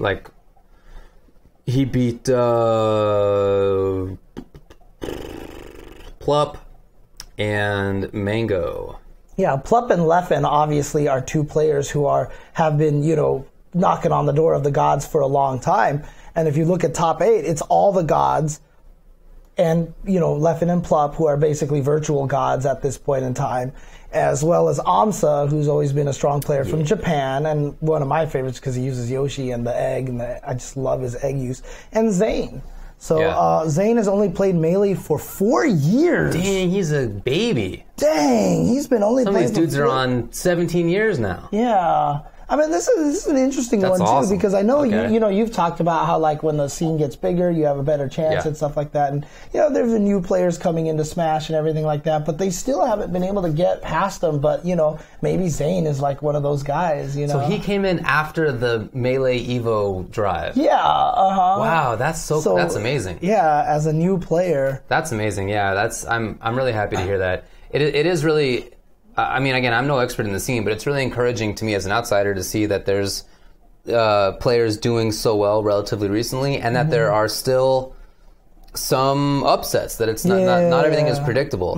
Even if some of it is like Mewtwo King winning, or Amsa, who has been good, but uses Yoshi, beating Hungrybox, on top of Zane, who I guess has only been playing for 4 years. That is all really encouraging for the scene to not be stagnant. That's great. Yeah. And, oh, man, I wonder if you're in the Smash community right now, like, how you're feeling about Smash Switch right now. Because, I mean, there's a lot of implications about that game coming out, because, like, would Nintendo, like, push for that and try to, like, get people to stop playing Melee? Will Melee players go to it? Yeah. Will it cater to pros? There's so many questions. E3 yeah, can't come right. soon enough. Not so long from now. Yeah. There you go. There were some team tournaments and stuff. Oh, so Amsa is top 10 now. Okay, cool. So Amsa is top 10 now. And Plup, it's been exciting for me to see Plup has been doing super well in this past year as well. For sure. Having another player get into that mix. Great. So, okay. They also had the doubles, which Alliance Armada and TSM Leffen won that one, of course. Second place was CLG SFAT and C9 Mango. Third place was Echo Fox, Mewtwo King, and PG Plup. Fourth place was Liquid Hungrybox and MN2 Toussaint. There was also the crew battles that they do over there. The Plup Club won that. That was with Plup, Wizrobe, Hungrybox, and Toussaint. And, this is the same crew that's putting on Beyond the Summit for Dragon Ball that's coming up pretty soon. And I think the voting is going on right now. They've entered the phase where you have to vote with cold, hard cash at this point in time. So, I want to remain as unbiased as possible, so I will not, I will not mention names like Super Noon or anything like that. Oh, of course. So, I won't bring up Super Noon. Got it. Right, no Super Noon for James. Noon, yeah, so I won't be like, go vote for Super Noon because he totally deserves to be there because he's like really, really good. I won't do stuff like that. Duly noted. I will not do stuff like that. Well, that's very professional of you. Yeah, exactly. So I'm a professional guy. I wouldn't, talk about Super Noon. It doesn't seem like you ever would. Yeah, I know, okay, right? All right. Well, so that we can avoid talking about Super Noon, let's talk about the CPT Online Europe West 1. Sure, okay. In which the top 8 for SF5, of course, the only game, were 7 places, Fnatic Akainu with Guile, and Vega Patch with Fang. 5th were Fnatic Zera Akuma, and Fnatic Shax with Lara and Cammy. 4th was Fnatic Brick with Zangief and Nakali. Yeah. Oh, 3rd place was Epsilon Takamura, who plays Akuma now. That's good. 2nd place, Method Broski with Dalsum. That's awesome. And winner was NVD Phenom with Nakali. Congratulations to Vega Patch and Akainu for getting 1 point. Yep. Hey, but Phenom got 150 points. He did. And I saw what Phenom said. He was like, thank you for my 150 points, but he just did not. Just online. It was just online. Right? So. But it's pretty cool that Broski did that well. I'm happy about that. Yeah, but again, 1 point, 7th place. But you know what? They got more points than Justin Wong did at Texas Showdown. They sure did. So, 9th place at Offline, Super Stacked Major, Hey, them's the rules. Yep.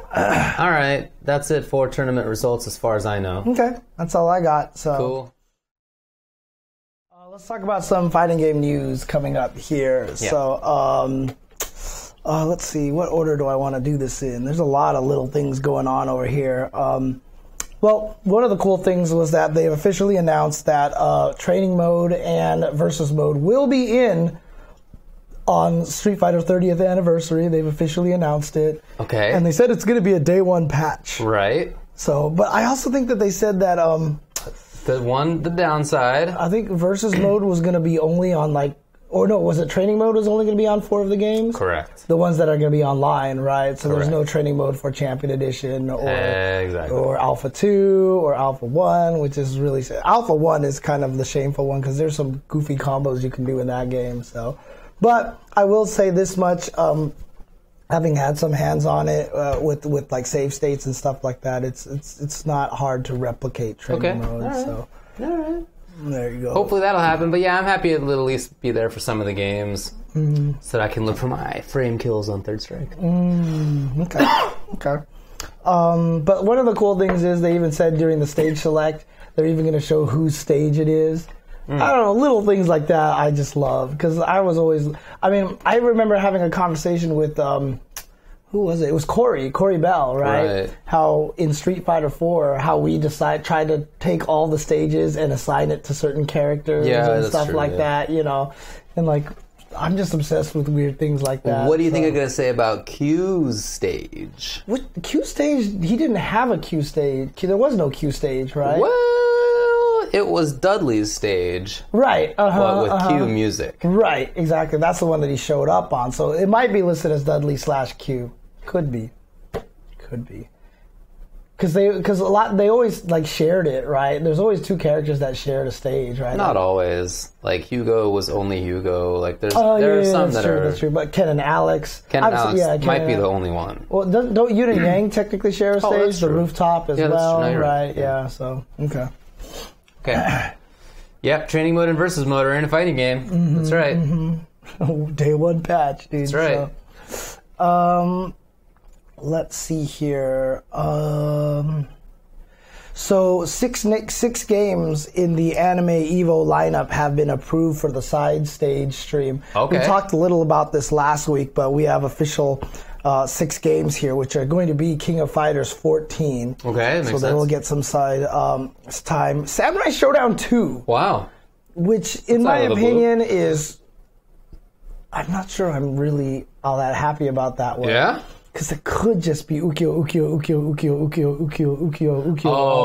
Because that game was busted. Ukyo was dumb. Ukyo was really, really dumb. Like, if you watch high-level Ukyo mirrors, it's like one of the dumbest matches you've ever seen. So actually, yeah, that's right. Necro 12 shared a stage. Oro and Sean shared a stage. Right. All right. Okay. Yeah. Good point. Good point. Well, speaking of busted games getting side tournament streams, Baishouju Senshi Sailor Moon S is getting official. Is that busted? Oh, yeah. I don't know anything about it. Yeah, that game is stupid busted. Like, some characters can, like, just chip damage. Like, I saw a video where someone did a wake-up uppercut and drained, like, almost half of someone's life. Whoa. And stuff. Like, they were showing one of the characters just has, like, she's a grappler with, like, one of the like a Makoto dash, but, like, way faster and stuff like that. It's, like... All right. Well, we'll see how that goes. Catering is going to be on the side stream as well. Hokuto no Ken... Wow, they're just picking all the broken games. They're going to do Hokuto no Ken on the side stream? I think that is sick, dude. I really enjoy watching Hokuto no Ken match videos because everybody knows the system so well, all those players who are still playing it, that the interesting part of the game is finding the route into the infinite. And so they know all of these different infinites. And then once they get into it, then it's like, all right, what are you going to do with it? Like, make it look cool. Dude, the best was when the people are doing the infinites, you see the other guy, like, pull out their phone and they're just like... No, I think it's actually really interesting. I really enjoy watching it. Oh, that's right. Yeah, Yosh mentioned this. One character actually has, like, a fireball projectile that actually does more damage on block than it does on hit. That's kind of interesting. Sailor Moon, yeah. That could be kind of interesting, to be honest. And then the last game that's approved is Windjammers. All right. So that's cool. So look, there you go. I got to be honest. I think it's dumb that Catherine and Windjammers are in there. Oh, because they're not real fighting games. They're not real. I think that could have gone to a lot of very interesting fighting games. Yeah, I agree with that. Because the list of AnimEvo games is giant. 25 titles, right? It's a ton of different games. Yeah, look at all these. It could have gone to Gundam, you know what I mean? It could have gone to... Teenage Mutant Ninja Turtle Tournament Fighters, that would have been so sick. Yeah. You know, that's a bummer to me. Yeah.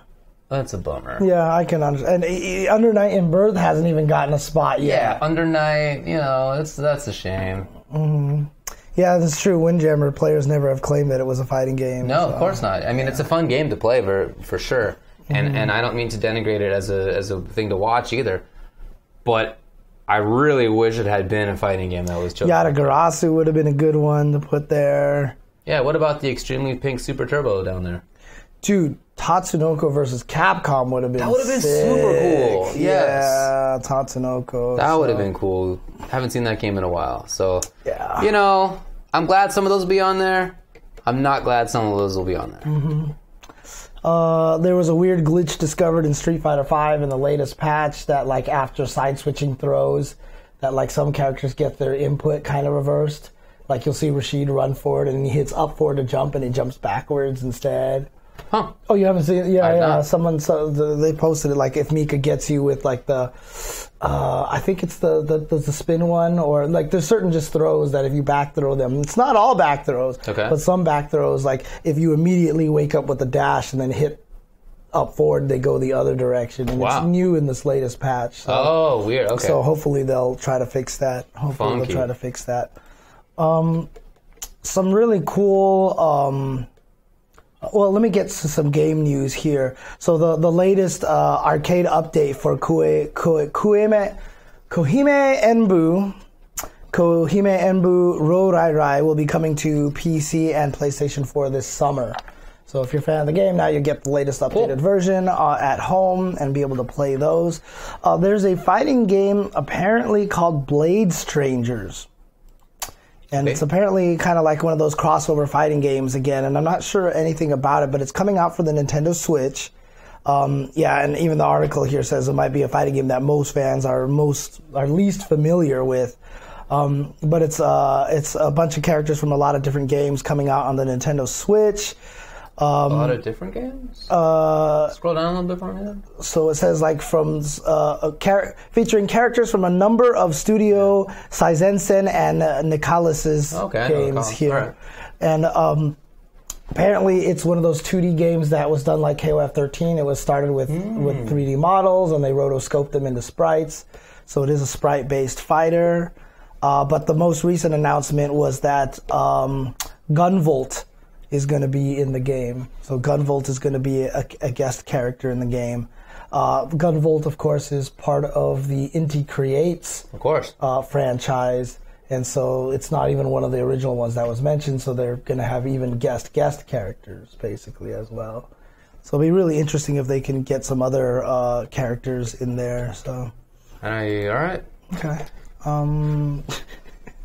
I guess this is new because I just saw this on the list here, but E-League Street Fighter V Invitational apparently announced that Smug and Infiltration have joined it. All right, makes sense. So they are going to be part of there. No shock there. If they were not in there in the first place, then everyone kind of was probably like, yeah, they're going to take those last few spots for sure. Yeah. So, couple of cool community stuff here. Okay.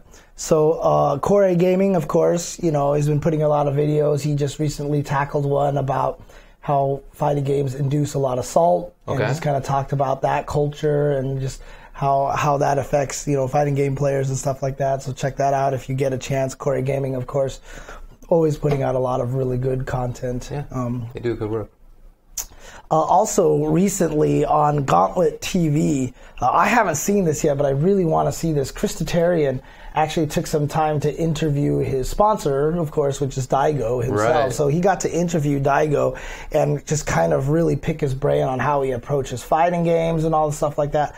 I've heard there's a lot of really cool questions and a lot of really insightful stuff coming from Daigo in this video. Okay. So, like I said, I haven't had a chance to see it, but I really want to go and take the time to watch this, because it's always interesting to find out how Daigo thinks, because that guy approaches fighting games really in a unique way. For sure. Yeah. Also, this is the kind of one that I want to talk to you about. All right. That Maximilian put out a video and, you know, basically complaining about YouTube and how its policies really hurt Mortal Kombat players specifically, because Mortal Kombat is all violence, etc., etc. So for this game, you can't put out content without having them just flag everything in Mortal Kombat. And I'm just curious, like, obviously it sucks and everything like that, but if you have any sort of insight on that, from a legal standpoint. I don't have any more insight. No, I do know. Well, I guess as more broadly, YouTube can set the rules on which videos appear on their site. They have control over that. It's not like it's some, the First Amendment doesn't apply, right? Because it's private servers. It's not some public square. So they get to set the rules, and they have been in the past setting rules for things, and they've been allowing, disallowing certain things since the start. Can't have porn, etc. Right? Like there's always been something. But of late, that's been getting a little bit more strident, and I think that it's a big part of it is that advertisers have been upset that some of the best-known YouTube stars have done things like say racist stuff on stream or on their channels. Or go to Japan and do stupid things. Right. Exactly, that kind of stuff. So that's been occurring, and it's been in the headlines. But even before that, there was a sort of push by some of the advertisers to make it so that it was easier for them to find the viewers that they wanted, and to not have their ads end up on things that wouldn't interest people, and also to make sure that their ads wouldn't end up on something that was against whatever they liked. So, like for example, one of the things is violence. So some of the advertisers don't want their ads to go up on videos that are violent. I get it. It's like, it's the long-running thing, of course, in American culture. So this is the latest part of that, and I don't know exactly what went into it or exactly why it happened. These are just my thoughts on why it probably did happen. So. But here's a weird question. Obviously, with how big fighting game community is getting, Injustice was on ESPN too. All these things like that. Do you think there might even be a temptation to remove the violence from MK11? I really don't think so.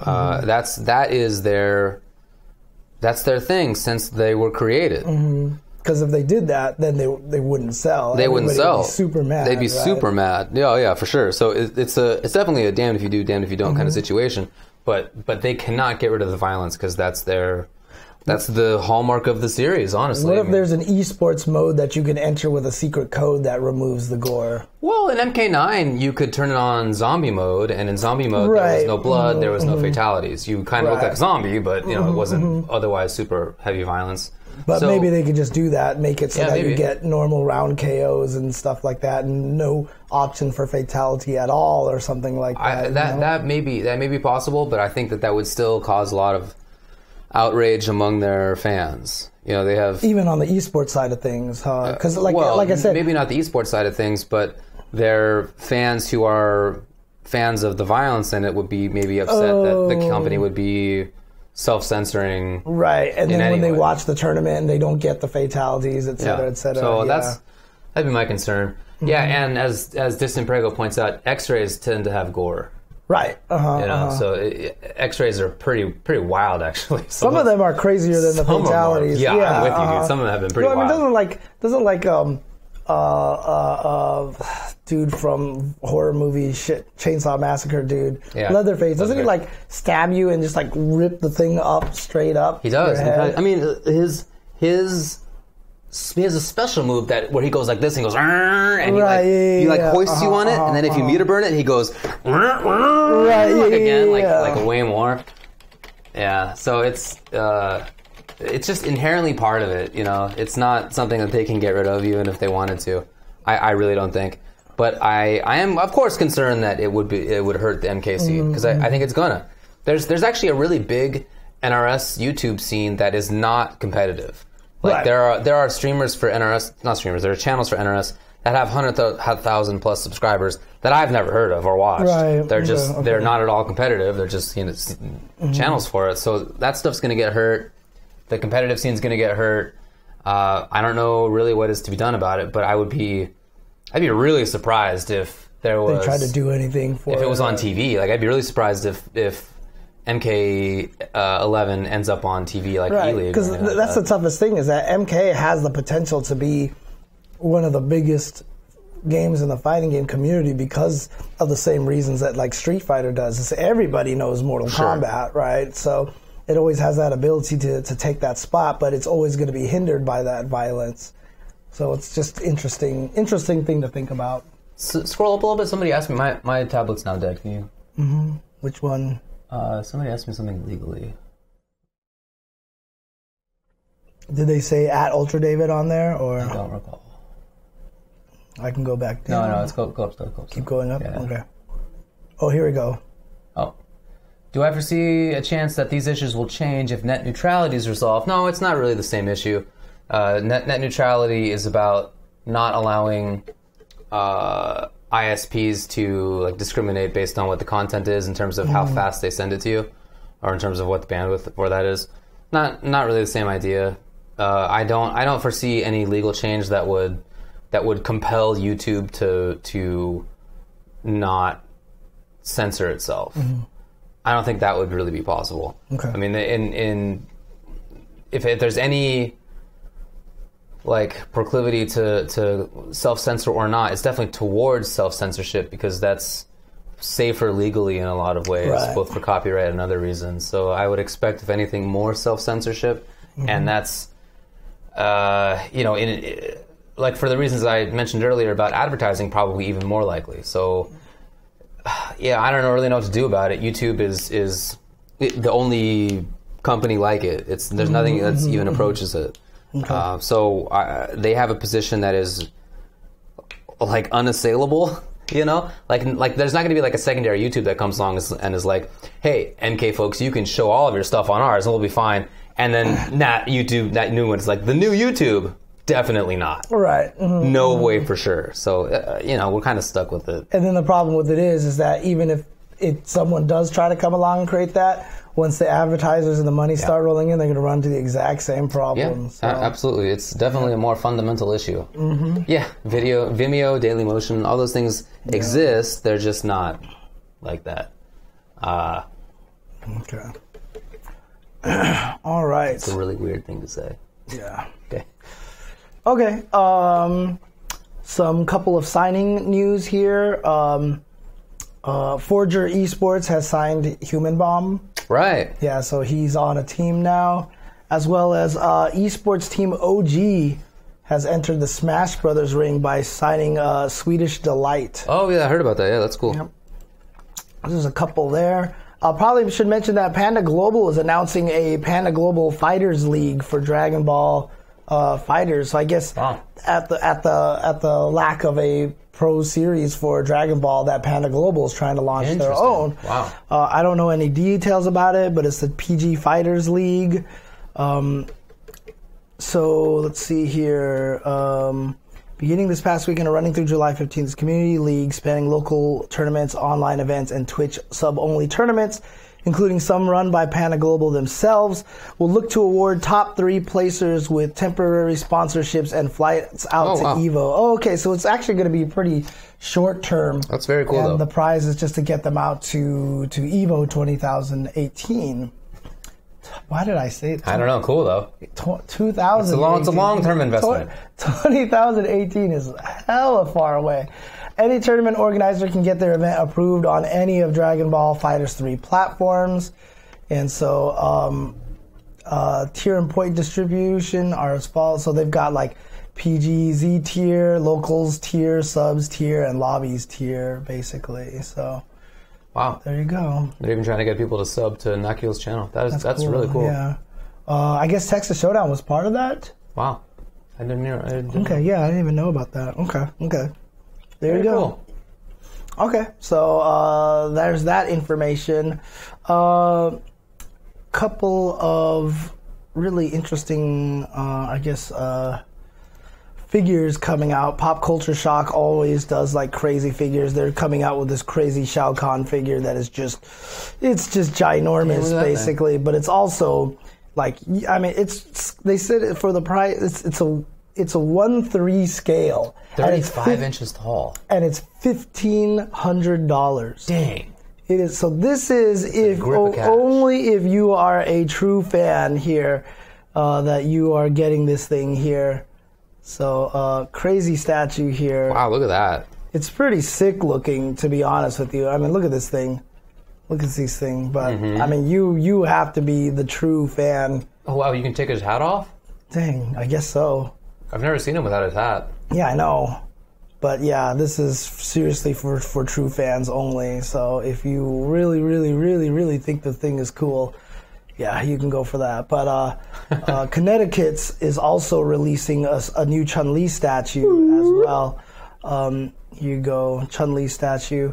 I mean, I think the pose is kind of cool because it's not your typical like Chun-Li pose, you know what I mean? Where it's just like an action shot. Right, exactly. And it's not like, here, stare at my crotch a bunch of times, right. You know what I mean? So it's kind of a nice change of pace on Chun-Li figures right there. So, although you can apparently see her butt pretty good there too. Yeah, well, that's how it goes in Kokosho. Yeah, pretty much. So, but it's cool. So that's another figure that is coming out right there. Sick.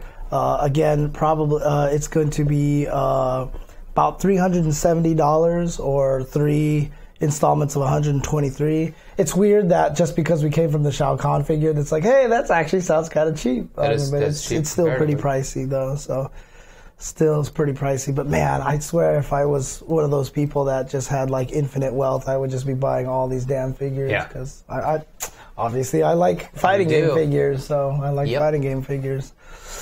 Last thing is not really related to fighting games, but could be related to fighting games in the future. Nintendo revealed details for their online Switch service. And it's basically going to be for $20 for a year. That's actually a really fair price, to be honest with you. But you gain access to ability to save your saves to the cloud, like PlayStation, like PSN does, if you subscribe to PSN. Oh, really? You can do that? Yeah. They let you, I mean, I don't know. I mean, obviously Splatoon and Mario Kart can be played online already, so I don't know how that's going to enhance those things or anything like that. But they did talk about how 20 NES games are going to be available immediately for the service that you could just have access to just directly for part of the subscription. You don't have to buy them, and they will be adding online capabilities to them, so you can play games like Balloon Fight online with a friend and stuff like that. Okay. So it's kind of neat. I don't know what, like I said, what this is going to entail for. Let me see. Whoa, dang! They have a family membership plan where it makes it where 7 people can split a year-long membership at $35. Does that mean 7 different Switches can? How does that work? I'm not sure. Probably not. I'm not sure. That's kind of neat, though. But there you go. I don't know what this is going to entail for future fighting games. You know, obviously they had online capabilities before, so. But you know, we'll see what happens. So. Yeah, I guess being able to save to the cloud is okay.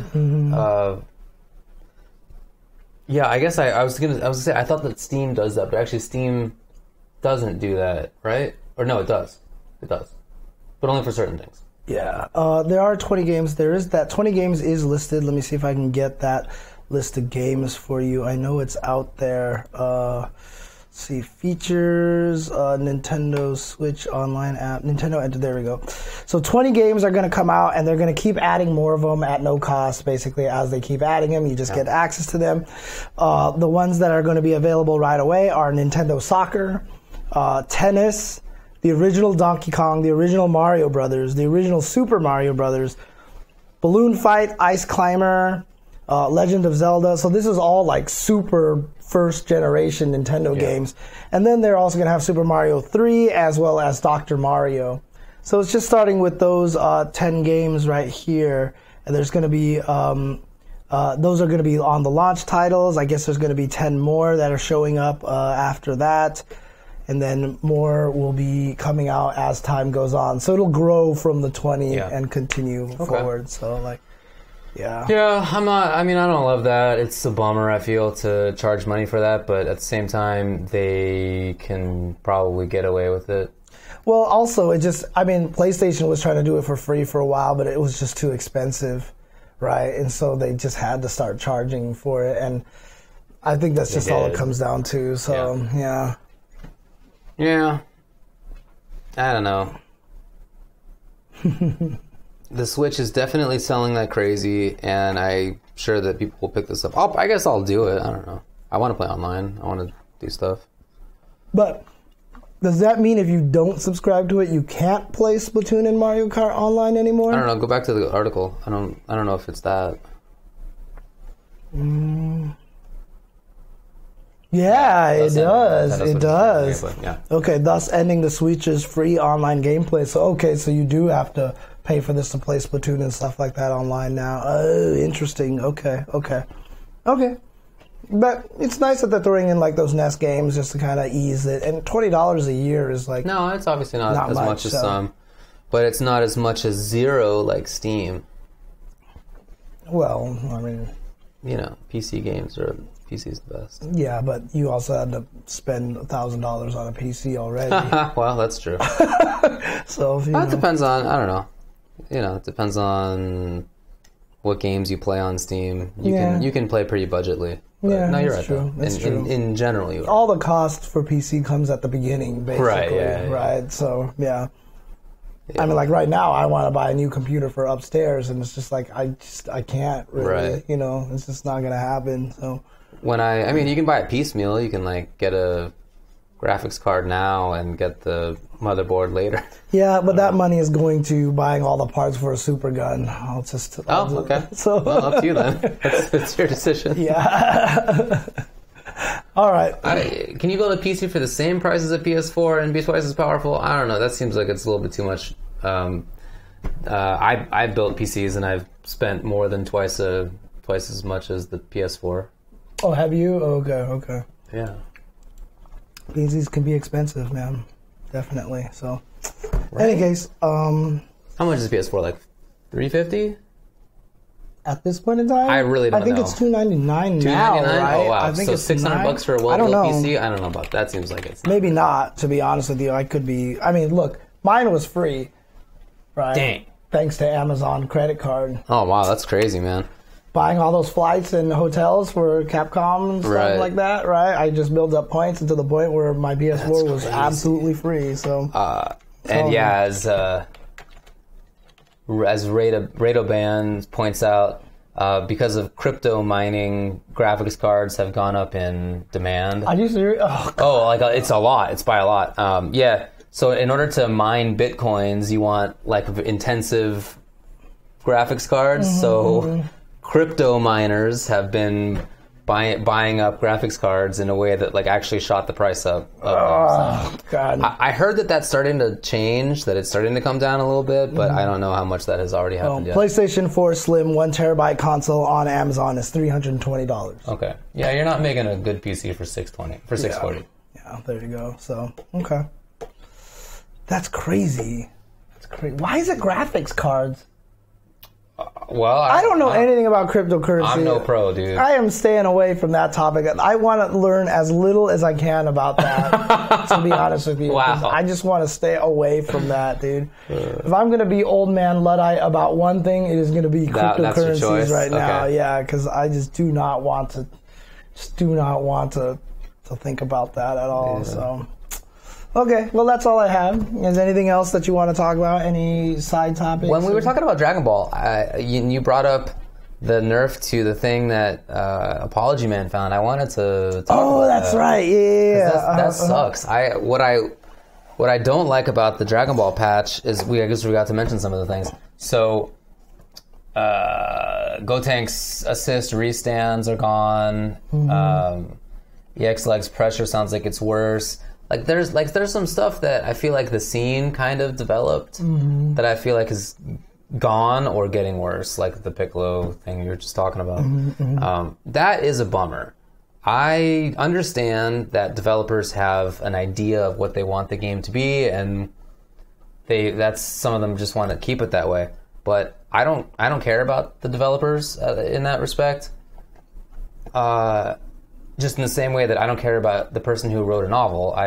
What I want to do is interpret it in the way that is meaningful to me. Okay. I can I'm not opposed to them having a viewpoint of what their novel means, but like what really matters to me is what my interpretation of it is. So I feel that same way about games.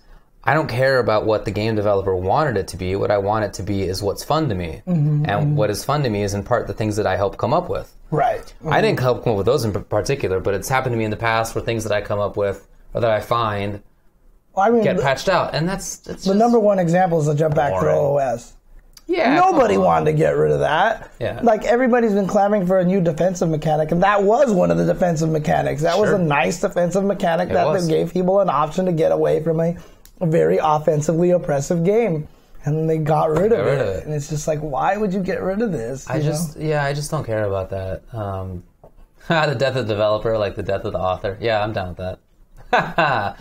I mean, I'm not totally opposed to the developers having an idea in mind. I just want them to be open to the fact that players are going to find things and that they would like to keep those things because it's fun for them. Like, that's part of the interest in a fighting game, is that as a player you have so much input into how the actual game is played.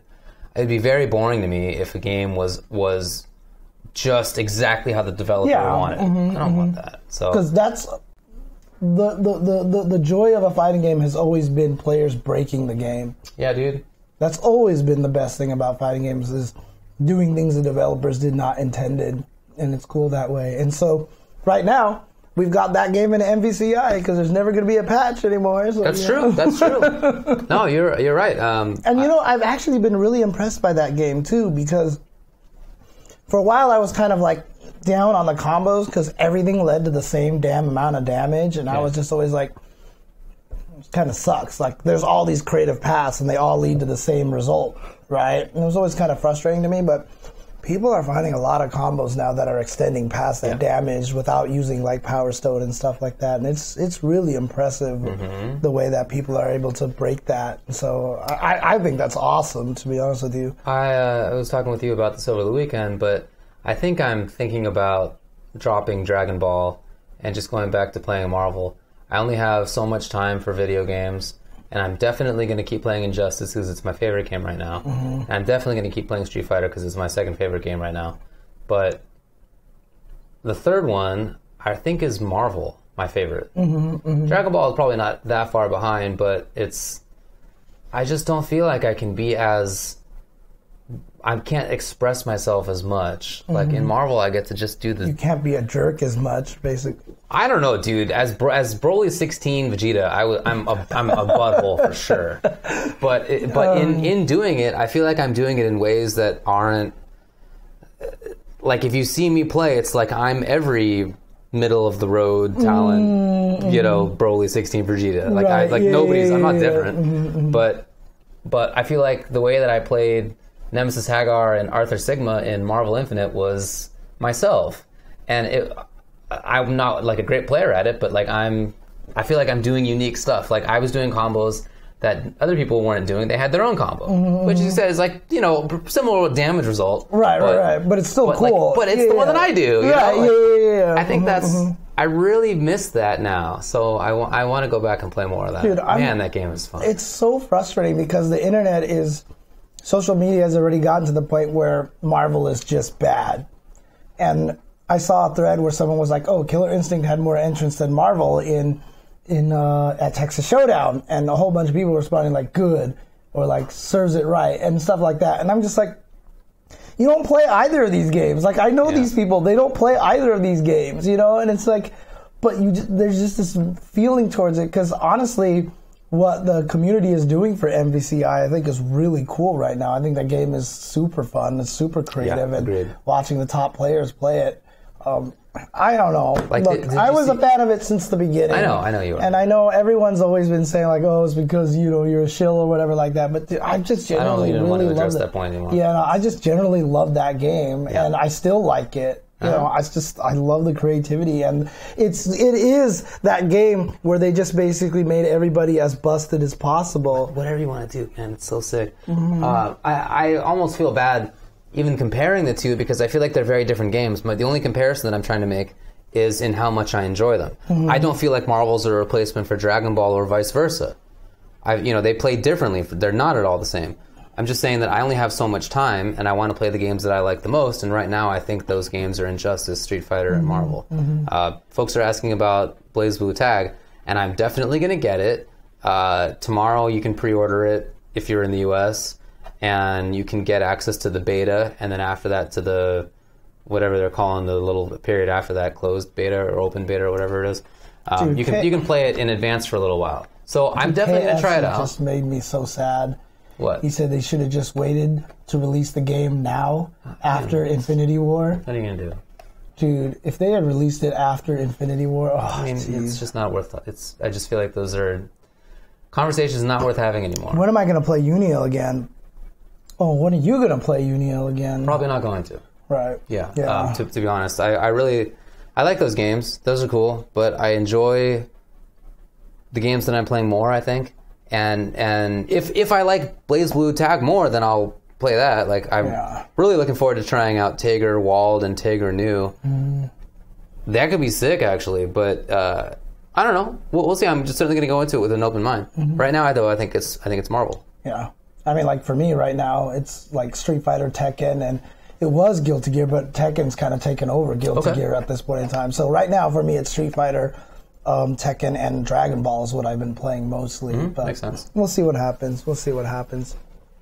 I am enjoying Dragon Ball. It's a fun game. I don't mean to say it's not. Right. I just feel like it's not like when I see somebody play Dragon Ball, everybody looks the same with the exception of maybe Goichi blocking. Or Majin Buu. Sure, there are some players playing some characters that are really rare. Right, but it's just Majin Buu. That's it, almost everybody is playing. I'm not even against people playing the top tier. That's not what I'm trying to get at. It's that nobody plays 16 differently than anybody else. Nobody plays Adult Gohan differently than anybody else. There's just the way to do it. Right. And I've enjoyed playing 16 and I've enjoyed playing Broly. I think they're really fun characters. But I don't find that there's that like, one guy moves better with them, or like one player has a different combo, or one has a different mix-up, or one has like a different neutral game. Like really, the only people who I think play differently are maybe like Goichi and Chris G, and I don't know anybody else. I'm not sure. In terms of Uniel, I got to get together with Choi Sauce again to finish that. We never got to finish the Uniel stuff just because I've been traveling so damn much recently. So hopefully I'll be able to do that soon. And like I said, when I started messing with it again, it's just, oh man, I'm playing it again was just like, oh, it feels so good, like just to play it again. I remember why I like the game so much. I bet you if you touched it again, you'd be like, damn it, now I want to play this. And it's very possible. You just don't have time, unfortunately. Very possible. So there's just no time. I really enjoyed the first one. Really, honestly, there's only time enough, really honestly, to play 3 fighting games like max. And that's already kind of stretching it, you know what I mean? So it's weird. Like, I love Guilty Gear to death, and Guilty Gear kind of fell off because I've been playing Tekken and Dragon Ball, you know what I mean? You just only have time for 3 fighting games. It's really, really difficult, man. I agree with you. When am I not traveling? Fortunately, I'll be home for 2 weekends in a row, so we'll see what I can do for the next couple of weeks. And again, I apologize to everybody. I know the YouTube is just like woefully, it's like 2 months, 3 months behind or something like that. Yeah, I'll try to get that all up there soon. I really apologize to having a chance to do any of that stuff with all the traveling and trying to stream whenever I am home. And it's been a nightmare, so I'm trying to get that taken care of soon. So hopefully I'll get that fixed very shortly. So, okay, there you go. Well, what I'm going to do is go home and do some Marvel Haggard Nemesis Power Stone training mode, because I've got some ideas for how to use Power Stone. I gotta practice that up a little bit again, and then maybe you and I and Olaf can gather and play some games again like we did last time, and just stream that for fun. I think that would be really cool. Yeah. So. Okay. Alrighty. Guess that's about it. Yeah, I'm not traveling for 1 weekend. Woo! Yeah, you're traveling another weekend because you have personal things to travel for. Yeah, exactly. Got stuff to do the following weekend. Yep. Am I going to stream that? Nah. Oh, man.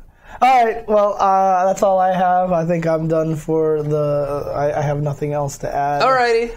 So, have a good night, everybody. Thanks a lot for hanging out with us. It was a blast as per usual. And then...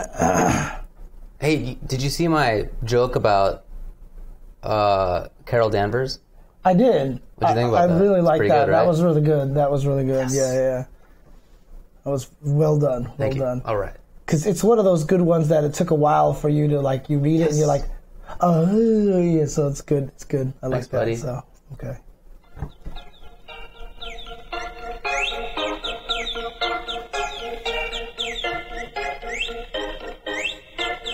You'll just have to find out what the joke is somewhere else. You can call me Carol Danvers' first superhero name because I... Yeah, that's tough.